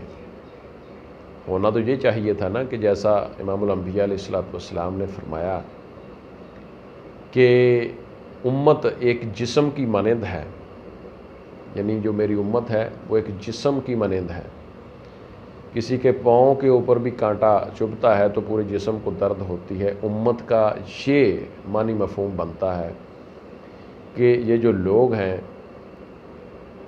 یہ اس طرح اپنے آپ کو سمجھیں کہ ایک امتی کو، ایک شخص کو، ایک مسلمان کو کسی جگہ پر تکلیف ہو، وہ بھوکا ہے، اس کی کوئی پریشانی ہے، اس کی کوئی بیٹی کی شادی کا مسئلہ ہے، اس کو کوئی مار رہا ہے، اس کے ساتھ کوئی ظلم ہو رہا ہے، تو پوری امت کو درد محسوس ہونا چاہیے۔ پوری امت کے لیے جب ہم یہ دعا کر رہے ہیں، ربنا اغفر لی ولوالدی، اپنے والدین کی دعا کے ساتھ وللمؤمنین یوم یقوم الحساب، تو بھائی ہم جب یہ نماز میں یہ لفظ دہرا رہے ہیں 5 مرتبہ نماز میں، اپنی نماز میں جب ہم جاتے ہیں 5 گانا نماز میں، تو کیوں کر رہے ہیں؟ کبھی سوچا ہے ہم نے؟ جب ہمیں ترجمہ ہی نہیں آتا نماز کا، عربی ہمارے ماں باپ کی زبان نہیں تھی، نہ ہماری زبان ہے، نہ ہمیں پتہ ہے، خاص طور پر میں اپنے اجمی لوگوں کی بات کر رہا ہوں۔ جو عرب کے لوگ ہیں وہ تو ترجمہ سمجھتے ہوں گے، ان کو تو ترجمہ سمجھنے کی ضرورت ہی نہیں ہے، بلکہ ان کے تو سیدھی سیدھی زبان ہے، وہ تو ہر چیز کو سمجھتے ہیں۔ لیکن اگر وہ سمجھتے ہوتے تو پھر ہم ایک ہو جاتے۔ تو میرے خیال کے مطابق، معذرت، کہ پھر ان کو بھی شاید وہ پوری جو اب کے جو لوگ ہیں ان کو سمجھ نہیں آئی، کیونکہ خلفائے راشدین میں کیوں تھے ایک لوگ؟ ان کو سمجھ تھی، ان لوگوں کو پتہ تھا کہ ہم اپنی نماز میں 5 گانا نماز میں کیا پڑھتے ہیں، تو وہ لوگ برداشت نہیں کرتے تھے کہ میں پیٹ بھر کر کھانا کھاؤں اور دوسرے بھوکے سوئیں۔ اس وقت کیا کوئی بہت زیادہ سرمایہ تھا لوگوں کے پاس حضرت عمر رضی اللہ تعالیٰ عنہ کے دور خلافت میں، اس لیے لوگ زکوٰۃ لینے والے نہیں ملتے تھے؟ نہیں، ایسا نہیں تھا، غربت تھی اس وقت بھی، لیکن اصل وجہ یہ تھی کہ جس کے پاس اپنے کھانے سے پہننے سے زیادہ ہوتا تھا وہ لالچ نہیں کرتا تھا، وہ کہتا تھا یہ بندہ میرے سے کمزور ہے، اس کو دے دو۔ اگر وہ نہیں دیتا تھا دینے والا تو وہ خود، جس کے گھر میں کچھ لوگ زیادہ دیتے تھے، وہ اٹھا کے اس غریب کو دے دیتا تھا۔ اور ملتا اس لیے نہیں تھا زکوٰۃ والا کیونکہ ہر بندے کے پاس جو گزر اوقات کا سامان تھا وہ موجود ہوتا تھا، وہ زیادہ لالچ میں نہیں پڑتا تھا۔ آج جس کے پاس نہیں ہے وہ تو نہیں ہے، وہ تو بیچارہ مجبور ہے۔ اگر جس کے پاس ہے اور اس کو کوئی دینے والا جاتا ہے تو وہ کہتا ہے جی آنے دو، کوئی مسئلہ نہیں ہے، جتنا مرضی اس کے پاس جمع ہو جائے، وہ یہ نہیں کہے گا کہ بھائی مجھے ضرورت نہیں ہے، اب کسی اور کو دے دیں۔ یہ اب کہنے والا آپ کو میرا خیال شاید نہ ہی ملے۔ کیوں؟ وہ اس لیے کہ ہم نے جو اپنی نماز ہے، صلاۃ ہے، اس کو بطور علم نہیں سمجھا۔ ہم نے اپنی صلاۃ جو ہم 5 گانا نماز پڑھتے ہیں، جس کو ہم اب نماز کہتے ہیں، نماز اصل میں فارسی کا لفظ ہے، میں پہلے بھی بتا چکا ہوں۔ جب ہم اس فارسی کے لفظ کے پیچھے پڑے رہیں گے تو پھر یہی حال ہوگا جو اب تک ہو رہا ہے۔ جب ہم اس فارسی کے لفظ سے نکلیں گے، ہم اپنے اصل لفظ صلاۃ کی طرف آئیں گے جو کہ عربی کا لفظ ہے، پھر ہم اس عربی کی پوری عبارت کو، پوری اس گفتگو جو ہم اللہ سے کرتے ہیں 5 مرتبہ مسجد میں جا کر یا گھر میں، جب مصلی پہ کھڑے ہوتے ہیں تو ہم اللہ سے مخاطب ہوتے ہیں، جو اللہ سے گفتگو کرتے ہیں، جو اللہ سے باتیں کرتے ہیں۔ جب ہم یہ ساری کی ساری گفتگو کو بطور علم سمجھیں گے تو پھر ہمیں سمجھ آئے گی کہ یہ جو نماز ہے یہ ہمیں کیا کہنا چاہ رہی ہے۔ یہ جو نماز ہے کیا یہ صرف عبادت ہی ہے یا ہمیں ایک امت بھی بنانا چاہتی ہے؟ پھر یہ سمجھ آئے گی۔ پھر ہمیں سمجھ آئے گی کہ یہ نماز سید الانبیاء علیہ الصلوۃ والسلام کی آنکھوں کی ٹھنڈک کیسے ہے، کیونکہ پھر اس میں جو راز چھپا ہوا ہے وہ ہمیں سمجھ آئے گا۔ پھر ہمیں پتہ چلے گا کہ نماز مومن کی معراج کیسے ہے، یہ اللہ سے گفتگو جو ہماری ہوتی ہے، یہ اللہ سے ملاقات بھی ہوتی ہے، یہ ملاقات کیسے ہے۔ اگر ہم اس نماز کی اس عبارت کو بطور علم نہیں سمجھیں گے، ہم اس کو صرف اور صرف بطور عبادت، ہم بطور سعادت، ثواب ثواب لینے کی نیت سے نماز مسجد میں جاتے ہیں، پڑھتے ہیں، گھر آ جاتے ہیں، تو پھر اس میں سے ہمیں ملے گا کچھ نہیں علم کے طور پر۔ اور علم ہے وہ چیز جس سے آپ کسی کو پا سکتے ہیں، جس سے آپ کچھ حاصل کر سکتے ہیں۔ علم کو روشنی کہا جاتا ہے، تو روشنی تو اس وقت ہوگی نا جب ہم اس کو جانیں گے۔ علم کا معنی جاننا بھی ہے، علم کا معنی روشنی بھی ہے۔ تو علم ایک ایسی چیز ہے جس سے ہمیں کچھ ملے گا۔ نماز کی پوری جو گفتگو ہے اللہ پاک سے، اس کو اگر آپ اچھے طریقے سے سمجھ لیں، ہمارے علماء سے، اپنے اساتذہ سے، اپنے پیر و مرشد سے، آپ جس سے سمجھنا چاہیں اس سے سمجھ لیں، لیکن اس کو سمجھیں ضرور۔ ویورز، اب میں دو تین جو چیزیں ہیں میرے ذہن میں وہ میں آپ سے بیان کر کے اس ویڈیو کا اینڈ کروں گا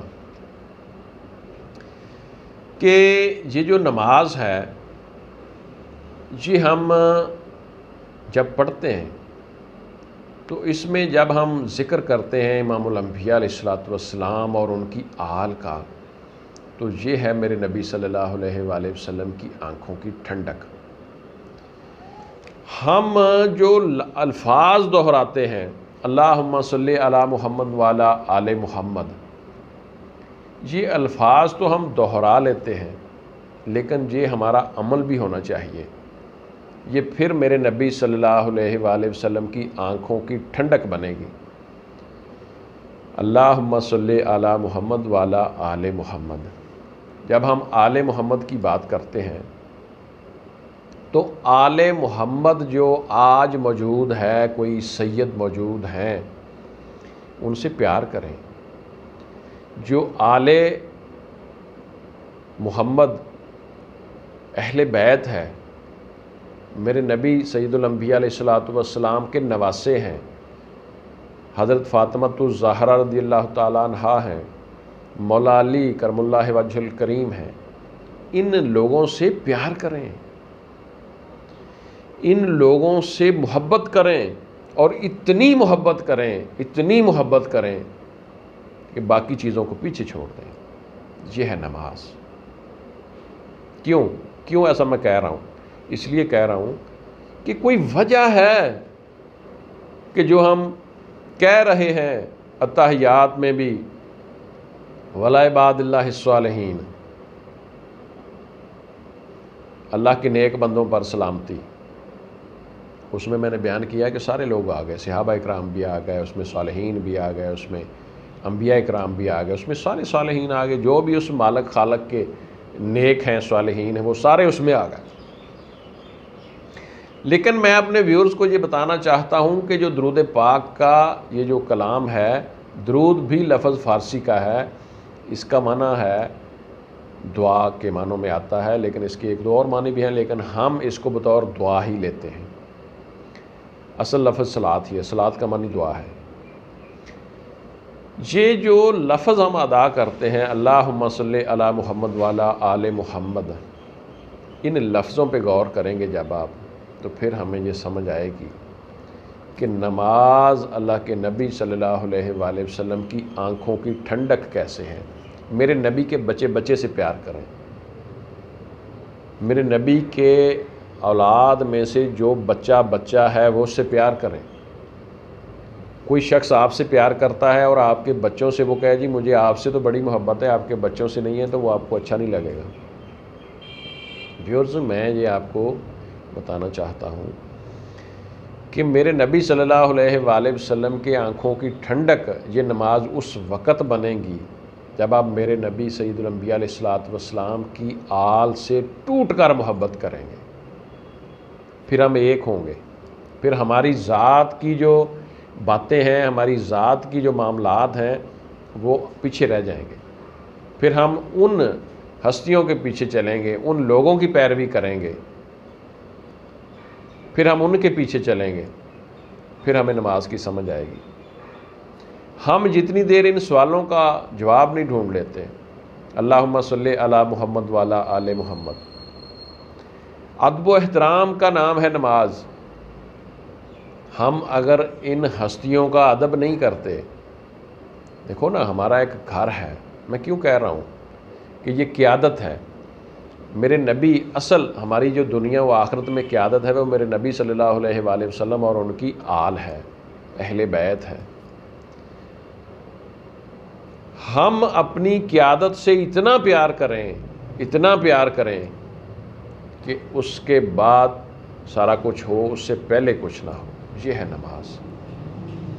میں کیوں کہہ رہا ہوں قیادت میں اس لیے کہہ رہا ہوں کہ آج بھی مسلمان کو ایک یقین ہے، بلیو ہے، مسلمان کا ایمان ہے ہمارا کہ ہمارے نبی صلی اللہ علیہ وآلہ وسلم دنیا سے پردہ فرما گئے، 1400 سال گزر گئے. آج بھی ان کی شان کے بارے میں کوئی بندہ بات کرے تو ہم اپنی جان مٹا دیں گے، ہم مر جائیں گے، لیکن ہم اس شخص کو نہیں چھوڑنا پسند کرتے. ہم اس بندے کی بات کو سننا پسند نہیں کرتے. ہم اس بندے کی بات جو ہمارے نبی صلی اللہ علیہ وآلہ وسلم کی ذات کے حوالے سے ہو، ہم اس کو پسند نہیں کرتے. یہ چیز عملاً جب ہمارے اندر آئے گی تو ہمیں اس کو سمجھنا پڑے گا کہ یہ کیا چیز ہے، کہ ہم اتنا ٹوٹ کے تو چاہ رہے ہیں، لیکن اس کے باوجود ہمارے معاملات میں جو کمیاں ہیں وہ کیوں ہیں؟ کیونکہ ہم نے یہ جو نماز کی مکمل سٹوری کو پورا فالو نہیں کیا. ہم نے اپنی پارٹی کو بدلا نہیں ہے. اگر ہم اپنی پارٹی کو بدل کے امام الانبیاء علیہ السلام کی پارٹی میں ہم اس امت میں داخل ہو جائیں تو پھر یہ پوری امت میں، بے شک وہ آپ 10 ملکوں میں رہ رہے ہوں، 100 ملکوں میں آپ رہائش پذیر ہوں، آپ کے مسائل ایک ہوں، آپ کے مسائل بلکہ جو آپ کا مدعا ہے، جو آپ کا اصل موقف ہے وہ ایک ہو، آپ کے مسائل بھی ختم ہو جائیں گے. آج ہر ملک کے رہنے والوں کے، مسلمانوں کے جو مسائل ہیں وہ علیحدہ کیوں ہیں کہ ہم نماز کو نہیں سمجھ پائے. ہم نماز کو بالکل نہیں سمجھ پائے. جب ہم نماز کو سمجھ پائیں گے، ہمارے پھر پورے لوگوں کی قیادت ایک امام الانبیاء علیہ السلام کی صورت میں ہوگی. اس کے بعد اللہ کی ہستی ہے، اور اللہ کی ہستی کے بعد امام الانبیاء علیہ السلام ہے. اس کے بعد آپ صلی اللہ علیہ وآلہ وسلم کے آل اولاد ہیں، اہل بیت ہیں، جن کو ہم کہتے ہیں اللہم صلی علی محمد وعلی آل محمد، پھر وہ ہیں. اور پھر اسی طرح ایک کڑی سے کڑی ملتی ہے. تو پھر یہ ساری باتوں کو جب ہم سمجھ پائیں گے تو پھر ہمارے اپنے ذاتی چھوٹے موٹے اختلافات ختم ہو جائیں گے. کوئی مین کسی چیز کے اوپر اختلاف ہے تو وہ تو ہونا چاہیے، لیکن جو عام چھوٹے چھوٹے اختلافات ہیں، جو عام اختلافات ہیں ہمارے درمیان میں، جو ذاتی مفادات کے اختلافات ہیں، وہ بے شک بہت بڑے ہیں، وہ ختم ہو جائیں گے. کیوں ختم ہو جائیں گے؟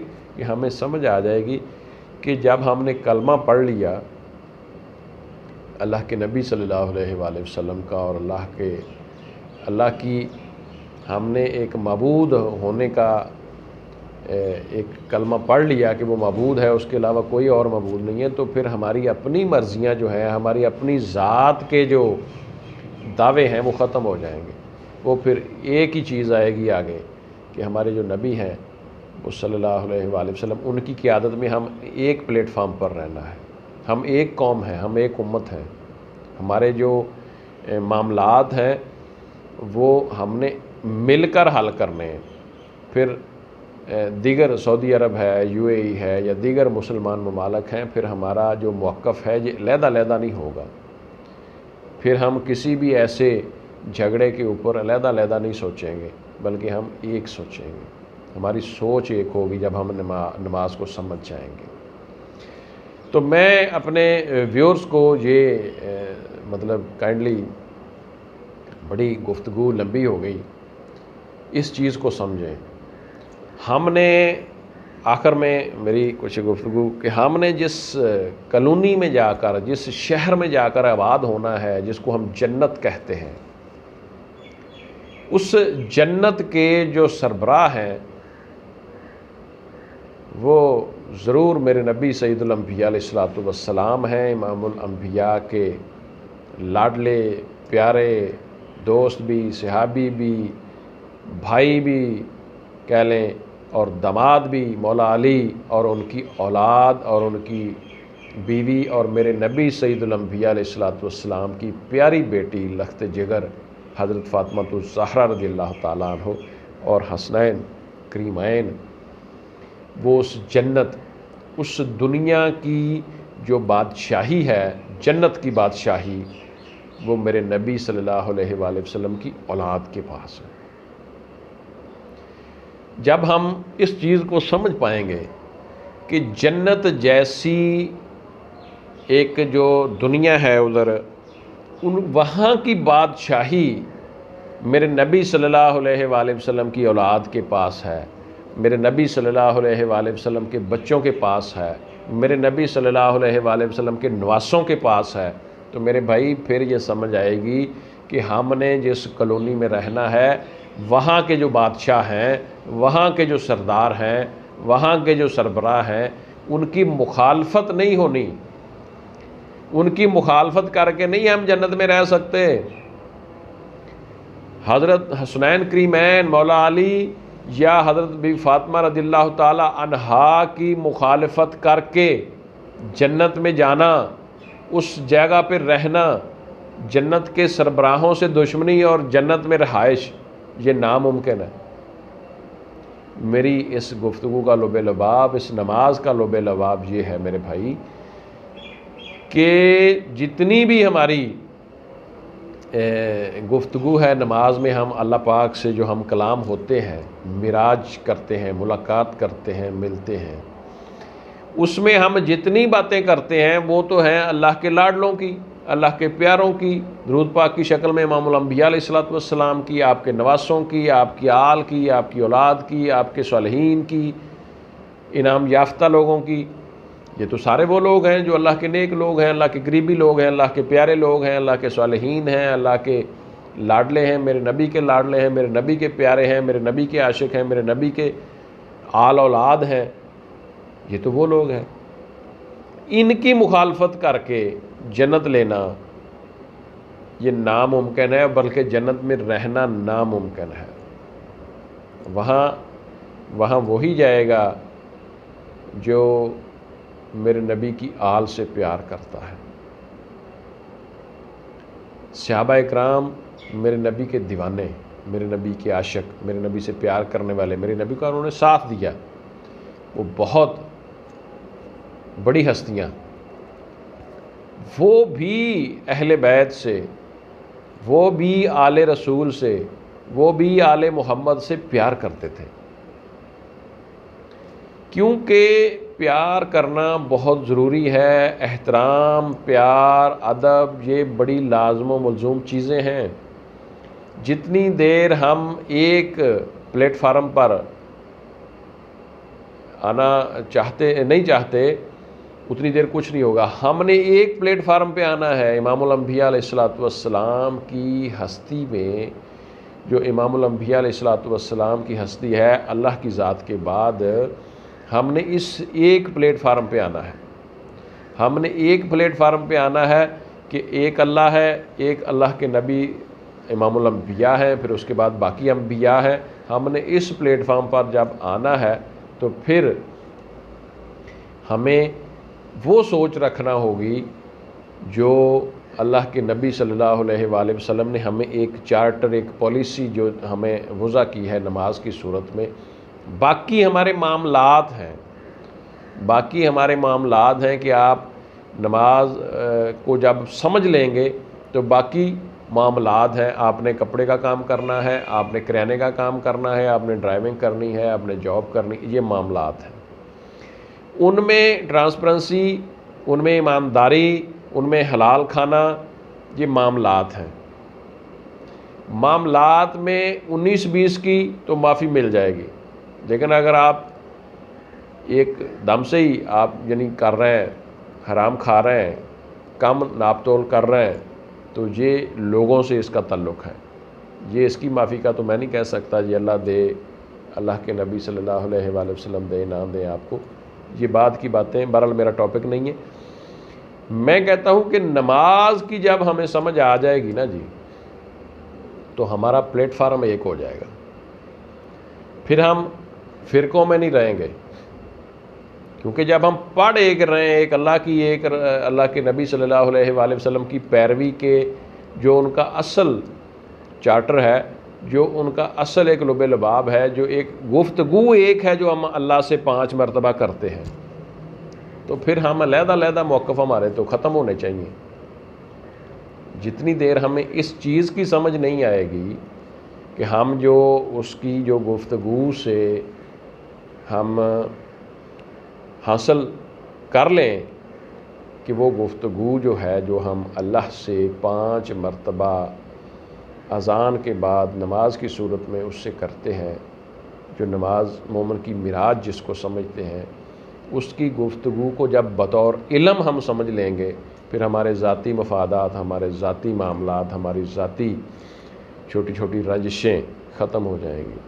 پھر ہم ظلم نہیں کریں گے لوگوں کے اوپر، جیسا کہ خلافت راشدہ میں بہت سارے ظالم ظلم چھوڑ گئے، کیونکہ اچھائی برائی تو موجود رہتی ہے، برائی تو ختم تو نہیں ہوگی جب تک انسان ہے، لیکن اصل چیز یہ ہے کہ ہمارا پلیٹ فارم ایک ہو جائے گا۔ ہم جو بخشش چاہتے ہیں، اس بخشش کے پیچھے پوری ایک سٹوری ہے۔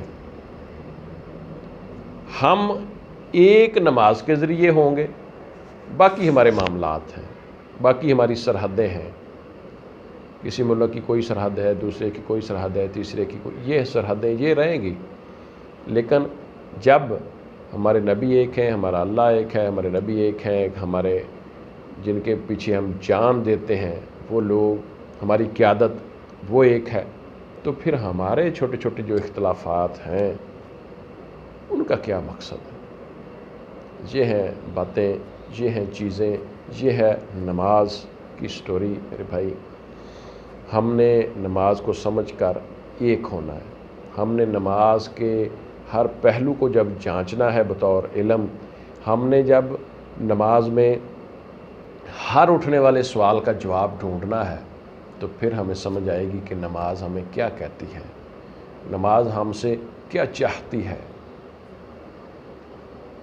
امام الانبیاء علیہ السلام کی جو احادیث ہیں، جن کے مفہوم اردو میں نماز مومن کی معراج ہے، نماز میرے نبی صلی اللہ علیہ وآلہ وسلم کی آنکھوں کی ٹھنڈک ہے، نماز دین کا ستون ہے، نماز جنت کی چابی ہے، نماز جنت کی کنجی ہے، یہ ان باتوں کی سمجھ ہمیں پھر آئے گی جب ہم اس معاملے کو سمجھ پائیں گے بطور علم۔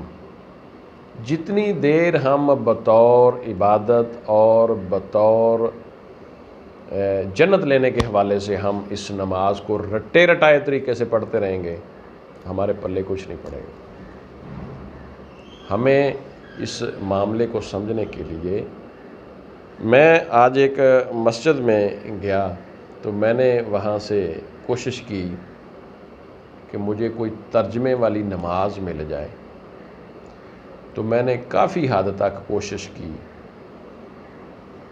وہ جو قرآن پاک کی الماری ہوتی ہے مسجد میں، اس کو ڈھونڈا، وہاں سے بہت کتابیں ملیں، قرآن پاک کے نسخے تو بہت سارے پڑھے تھے، دیگر چھوٹے چھوٹے کتابچے، چھوٹی چھوٹی کتابیں، درود پاک کے حوالے سے 1 2 تھیں چھوٹی موٹی، کچھ اور منزل کے حوالے سے کتاب لکھی ہوئی تھی، کچھ اور اس طرح دینی نقطہ نظر کے حوالے سے، دینی پوائنٹ آف ویو سے مختلف ہمارے لوگوں کی کتابیں لکھی ہوئی تھیں، لیکن ترجمے والی نماز نہیں تھی اس الماری میں، خاص طور پر مجھے نہیں ملی۔ بہرحال یہ ہے عالم، ہمیں کیا پتا ہمیں نماز کیا کہتی ہے، کیا سمجھ آئے گی ہمیں؟ ہم تو عبادت کے لیے پڑھتے ہیں، ہم تو جنت کے لیے پڑھتے ہیں، ہم تو جنت کے لیے نماز پڑھتے ہیں میرے بھائی۔ ہمیں رٹا رٹایا معاملہ ہے سارا، ہم جاتے ہیں پڑھ کے واپس آ جاتے ہیں، خدا جانے نماز کیا کہہ رہی ہے ہمیں۔ رٹے سے سمجھ نہیں آئے گی میرے دوستوں، یہ رٹے کو بھولیں، یہ جو اس کا اصل مقصد ہے اس کی طرف آئیں، اس کے مفہوم کو سمجھیں، بار بار میں یہ کہہ رہا ہوں، اس کے مفہوم کو سمجھیں، ہمارے علماء سے سوال کریں، اس کا ترجمہ جو آپ پڑھنا چاہتے ہیں، جس مسلک کا، جس عالم دین کا پڑھنا چاہتے ہیں وہ پڑھیں، اس کو پڑھیں، پڑھ کر سمجھیں اور اس کو سمجھ کر پھر سوچیں کہ ہم کس جگہ پر کھڑے ہیں، ہمارے اندر خامیاں کون سی ہیں اور کون سی جو نہیں ہونی چاہیے، کون سی باتیں ہیں جو ہمارے اندر ہونی چاہیے اور نہیں ہیں، کون سی ہمارے اندر کمیاں ہیں جو نہیں ہونی چاہیے۔ نماز کو بطور علم فوکس کریں، وَأَقِیمُوا الصَّلَاةَ وَآتُوا الزَّکَاۃَ، نماز قائم کرو اور زکوٰۃ ادا کرو۔ ان لفظوں کا معنی کیا ہے؟ میں نے بہت سے لوگوں سے آج تک پوچھا ہے کہ لفظ قائم کا معنی کیا ہے، تو مجھے کسی نے کہا جی بار بار نماز پڑھنا، یہ قائم کا معنی ہے۔ کسی نے کہا جی نماز خشوع خضوع سے پڑھنا، یہ قائم ہے۔ خشوع خضوع سے آپ کیسے پڑھیں گے جب آپ کو اس کے معنی کا نہیں پتہ، ترجمے کا نہیں پتہ، سٹوری کا ہی نہیں پتہ، تو خشوع خضوع کیسے آ جائے گا آپ کے اندر؟ خشوع خضوع اس وقت آئے گا نماز میں جب آپ اس کے ترجمے کو انتہائی اچھے طریقے سے سمجھتے ہوں، اس وقت آپ کے اندر یہ خشوع خضوع آئے گا۔ جتنی دیر آپ نماز کے ترجمے کو نہیں جانتے، آپ اس کے معنی مفہوم، اس کی تشریح کو نہیں جانتے لفظ بہ لفظ، اتنی دیر نماز میں خشوع خضوع نہیں آئے گا۔ میں اپنے ناظرین کو یہ دوبارہ بتانا چاہتا ہوں کہ جتنی دیر آپ کو نماز کے ترجمے کا نہیں علم، آپ کو نماز کے ہر لفظ کے ترجمہ تشریح کا نہیں علم، آپ کو خشوع خضوع والی نماز نہیں ملے گی۔ اگر آپ خشوع خضوع والی اصل نماز چاہتے ہیں تو پھر آپ کو رٹا چھوڑنا پڑے گا، اس کو زبانی یاد کرنے کے بعد اس کا ترجمہ، اس کی تشریح، اس کا مفہوم آپ کو مکمل جاننا پڑے گا، پھر آپ کے اندر خشوع خضوع آئے گا، پھر یہ معراج بنے گی، پھر یہ معراج بنے گی۔ نماز مومن کی معراج ہے میرے نبی صلی اللہ علیہ وآلہ وسلم نے، پھر یہ اللہ سے ملاقات بن جائے گی۔ جتنی دیر آپ اس کے ترجمہ، اس کے معنی مفہوم کو نہیں جانتے، یہ نہ میرے نبی صلی اللہ علیہ وآلہ وسلم کی آنکھوں کی ٹھنڈک ہے، نہ مومن کی معراج بنے گی۔ کیوں نہیں بنے گی؟ کہ ہمیں پتہ ہی نہیں ہے میرے نبی صلی اللہ علیہ وآلہ وسلم کی آنکھوں کی ٹھنڈک کیسے ہے۔ میرے نبی صلی اللہ علیہ وآلہ وسلم کی آنکھوں کی ٹھنڈک اس طرح ہے کہ ہم ایک تو اللہم صلی علی محمد بھی کہہ رہے ہیں کہ باری تعالیٰ محمد صلی اللہ علیہ وآلہ وسلم کے اوپر رحمت فرما، رحمت بھیج، اور ہم والا آل محمد بھی کہہ رہے ہیں کہ محمد صلی اللہ علیہ وآلہ وسلم کی آل کے اوپر بھی رحمت بھیج۔ کون سی آل ہے؟ جو آل میرے آپ آج بھی میرے نبی کا بچہ ہے، میرے نبی صلی اللہ علیہ وآلہ وسلم کی بیٹی کی نسل سے، مولا علی کی نسل سے، وہ آج بھی اس کے ساتھ پیار کرو۔ یہ ہے میرے نبی صلی اللہ علیہ وآلہ وسلم کی آل۔ آج بھی سید سے پیار کرو، آج بھی حسنین کریمین کی لڑی سے کوئی شخص ہے اس سے پیار کرو، تو میرے نبی صلی اللہ علیہ وآلہ وسلم کی آنکھوں کی ٹھنڈک ملے گی۔ میرے نبی صلی اللہ علیہ وآلہ وسلم کی آنکھوں کی ٹھنڈک اگر آپ نے لینی ہے تو پھر ہر سید سے پیار کریں، ہر سید کی خدمت کریں جتنی آپ کر سکتے ہیں۔ آپ کسی کو پانی پلا سکتے ہیں، پانی پلائیں۔ آپ کسی سید کو سائے میں بٹھا سکتے ہیں، سائے میں بٹھا دیں۔ آپ کسی کو اپنے تکیے کی طرف بٹھا سکتے ہیں، وہ بٹھائیں۔ آپ کسی کے ہاتھ چوم سکتے ہیں، دل کرتا ہے تو چوم لیں۔ آپ اس سے پیار کریں، آپ اس کا ادب کریں سید کا۔ میرے نبی صلی اللہ علیہ وآلہ وسلم کی آل سے جو بندہ تعلق رکھتا ہے، میرے نبی کی نسل سے جو بندہ تعلق رکھتا ہے، اس سے پیار کریں، اس سے پیار کرنا بڑا ضروری ہے۔ پھر یہ میرے نبی صلی اللہ علیہ وآلہ وسلم کی آنکھوں کی ٹھنڈک بنے گی، اور پھر اس کی سمجھ آئے گی آپ کو کہ یہ جو نماز ہے، یہ بار بار ہم پڑھتے ہیں، اس کا کیا مقصد ہے۔ صحابہ ٹوٹ ٹوٹ کر نماز کیوں پڑھتے تھے؟ صحابہ اکرام جو میرے نبی صلی اللہ علیہ وآلہ وسلم کے دیوانے عاشق لوگ تھے، وہ کیوں ٹوٹ ٹوٹ کر نماز پڑھتے تھے؟ وہ کیوں غزوات میں میرے نبی صلی اللہ علیہ وآلہ وسلم کے اوپر سایہ بن جاتے تھے؟ اس کے پیچھے کوئی وجہ تو ہوگی نا۔ تو وہ چیزیں تھیں، کیوں اتنا پیار کرتے تھے؟ یہ ہے پیار یہ نماز ساری پیار کی سٹوری ہے۔ جتنی دیر میرے نبی صلی اللہ علیہ وآلہ وسلم اور ان کی آل کو آپ بطور قیادت نہیں لیں گے تو پھر آپ ایک جھنڈے تلے نہیں آ سکتے، آپ ایک پلیٹ فارم پہ نہیں آ سکتے۔ اور جتنی دیر ہم ایک پلیٹ فارم کے نیچے نہیں آئیں گے تو ہم ایک نہیں ہوں گے، اور ہمارے مسائل ایک نہیں ہوں گے، ہمارے مسائل جو ہیں وہ علیحدہ علیحدہ رہیں گے، ہمارے معاملات نہیں سلجھیں گے۔ ہم نے اپنے معاملات کو سلجھانا بھی ہے، اپنے معاملات کو سمجھنا بھی ہے، تو اس کے لیے ہمیں ایک پلیٹ فارم کی ضرورت ہے، تو وہ ہے نماز۔ نماز کی اصل کو سمجھیں۔ قائم لفظ کا معنی میں جاتے جاتے بتاتا چلوں۔ قائم لفظ کا معنی ہے درست، یعنی قائم لفظ کا معنی آتا ہے راست کے معنوں میں۔ راست کا معنی تقریباً درست سے نکلتا ہے، اصل سے نکلتا ہے، حق سے نکلتا ہے۔ قائم لفظ کا معنی ہے راست، درست، حق، اصل، حقیقت، ٹھیک ہے جی۔ اور دین لفظ کا معنی ہے ایسی چیز جس میں تغیر ہو، جو انفولڈ ہو۔ یہ میں نے بڑے بڑے علم والے لوگوں سے پوچھا۔ دین ہر وقت اپنے اندر سموتا ہے چیزوں کو۔ 1400 سال پہلے بھی ہم دین کے مطابق زندگی گزار سکتے تھے، آج بھی گزار سکتے ہیں، یعنی آج کے جدید ترین دور میں بھی ہم دین کے مطابق زندگی گزار سکتے ہیں، اس کو دین کہتے ہیں۔ نماز فارسی زبان کا لفظ ہے، اصل لفظ صلاۃ ہے۔ اسی طرح لفظ درود فارسی زبان کا ہے، اصل لفظ ہے صلاۃ۔ صلاۃ دعا کے معنوں میں آتا ہے، برکت کے معنوں میں آتا ہے، رحمت کے معنوں میں آتا ہے۔ تو میں اگر ہم تو سادہ بندے ہیں، عام بندے ہیں، ایک جستجو میں پڑے ہوئے ہیں، ابھی بہت ساری کمیاں کوتاہیاں ہیں، بہت ساری چیزیں ایسی ہیں جو ہم علماء سے بیان کلیئر کرنا چاہتے ہیں، پوچھنا چاہتے ہیں، علم حاصل کرنا چاہتے ہیں، اللہ کے اولیاء، اللہ کے نیک بندوں سے پوچھنا چاہتے ہیں۔ اللہ کے نیک بندوں کی، صالحین کی قدر کریں، پھر آپ کی نماز جو ہے اس میں خشوع خضوع بڑھے گا۔ اور یہ صالحین والا جو جملہ ہے اس کو سمجھیں۔ صالحین جو ہوتے ہیں یہ اللہ کے بڑے لاڈلے لوگ ہوتے ہیں۔ کوئی بھی مسئلہ آپ کو درپیش ہے وہ مسجد کی بلڈنگ حل نہیں کرتی۔ مسجد کی بلڈنگ یہی ہے کہ آپ وہاں جا کے نماز پڑھتے ہیں، آپ وہاں جا کے عبادت کر لیتے ہیں، پنکھے شنکھے لگے ہوتے ہیں، اے سی لگے ہوتے ہیں گرمی میں، لیکن آپ کے انسان کے جو مسائل کا حل ہے، معاملات کا جو حل ہے، وہ ہے اللہ کے اولیاء کے پاس، اللہ کے جو نیک لوگ ہیں، صالحین ہیں، ان کے پاس جائیں۔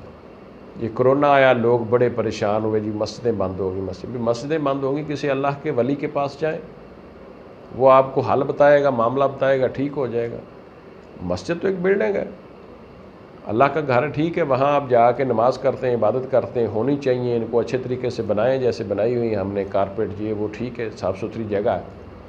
لیکن کوئی بھی مسجد کی اینٹ، ٹائل، پتھر بول کے نہیں آپ کو بتائے گی کہ آپ کی نماز غلط ہے۔ جو آپ نے میرے اوپر کھڑے ہو کر نماز پڑھی ہے یہ درست نہیں ہے۔ یہ کوئی اللہ کا نیک بندہ آپ کو دیکھ رہا ہوگا تو وہ شاید آپ کو بتا سکتا ہے کہ بھائی جو آپ نے نماز کی ادائیگی کی ہے یہ غلط کی ہے، یا آپ نے جو اس میں آپ نے جو طریقہ اپنایا یہ ٹھیک نہیں ہے۔ نماز میں آپ بے شک الٹی سائیڈ کو، یعنی محراب کو چھوڑ کے دوسری طرف کو منہ کر کے نماز پڑھ لیں، مسجد تو نہیں بولے گی۔ مسجد تو ایک عمارت ہے۔ کس نے بولنا ہے؟ صالحین نے بولنا ہے، اولیاء نے بولنا ہے، اللہ کے نیک لوگوں نے بولنا ہے کہ بھائی آپ یہ غلط کر رہے ہیں، اس کو دیکھیں۔ تو میں اپنے ویور سے یہ کہوں گا کہ نماز کا ترجمہ بار بار بار بار 100 200 300 بار پڑھیں، 1000 بار پڑھیں، جب تک آپ کو سمجھ نہیں آتی نماز کا ترجمہ بار بار پڑھیں، نماز کو بار بار پڑھیں، اردو میں، پنجابی میں، جو آپ کی زبان ہے جس میں آپ سمجھ سکتے ہیں، فارسی، ہندی، سندھی، اس میں نماز کا ترجمہ پڑھیں، پھر ہم ایک امت بنیں گے۔ تو میں اپنے ویور سے، اپنے ناظرین سے یہ ریکویسٹ کروں گا، یہ ویڈیو کافی لمبی ہے لیکن یہ لازمی لوگوں سے شیئر کریں، لازمی لوگوں کو بتائیں، خود بھی ٹائم نکال کے اس کو مکمل دیکھنے کی کوشش کریں۔ آپ دیکھ رہے تھے گڈ نیوز ٹی وی، آپ نے چینل کو سبسکرائب کرنا ہے، دوبارہ میں آپ کو بتا دوں، اور شیئر کرنا ہے، اس کو لائک بھی کریں، اس کو شیئر بھی کریں، دوسروں تک بھی پہنچائیں۔ اللہ حافظ۔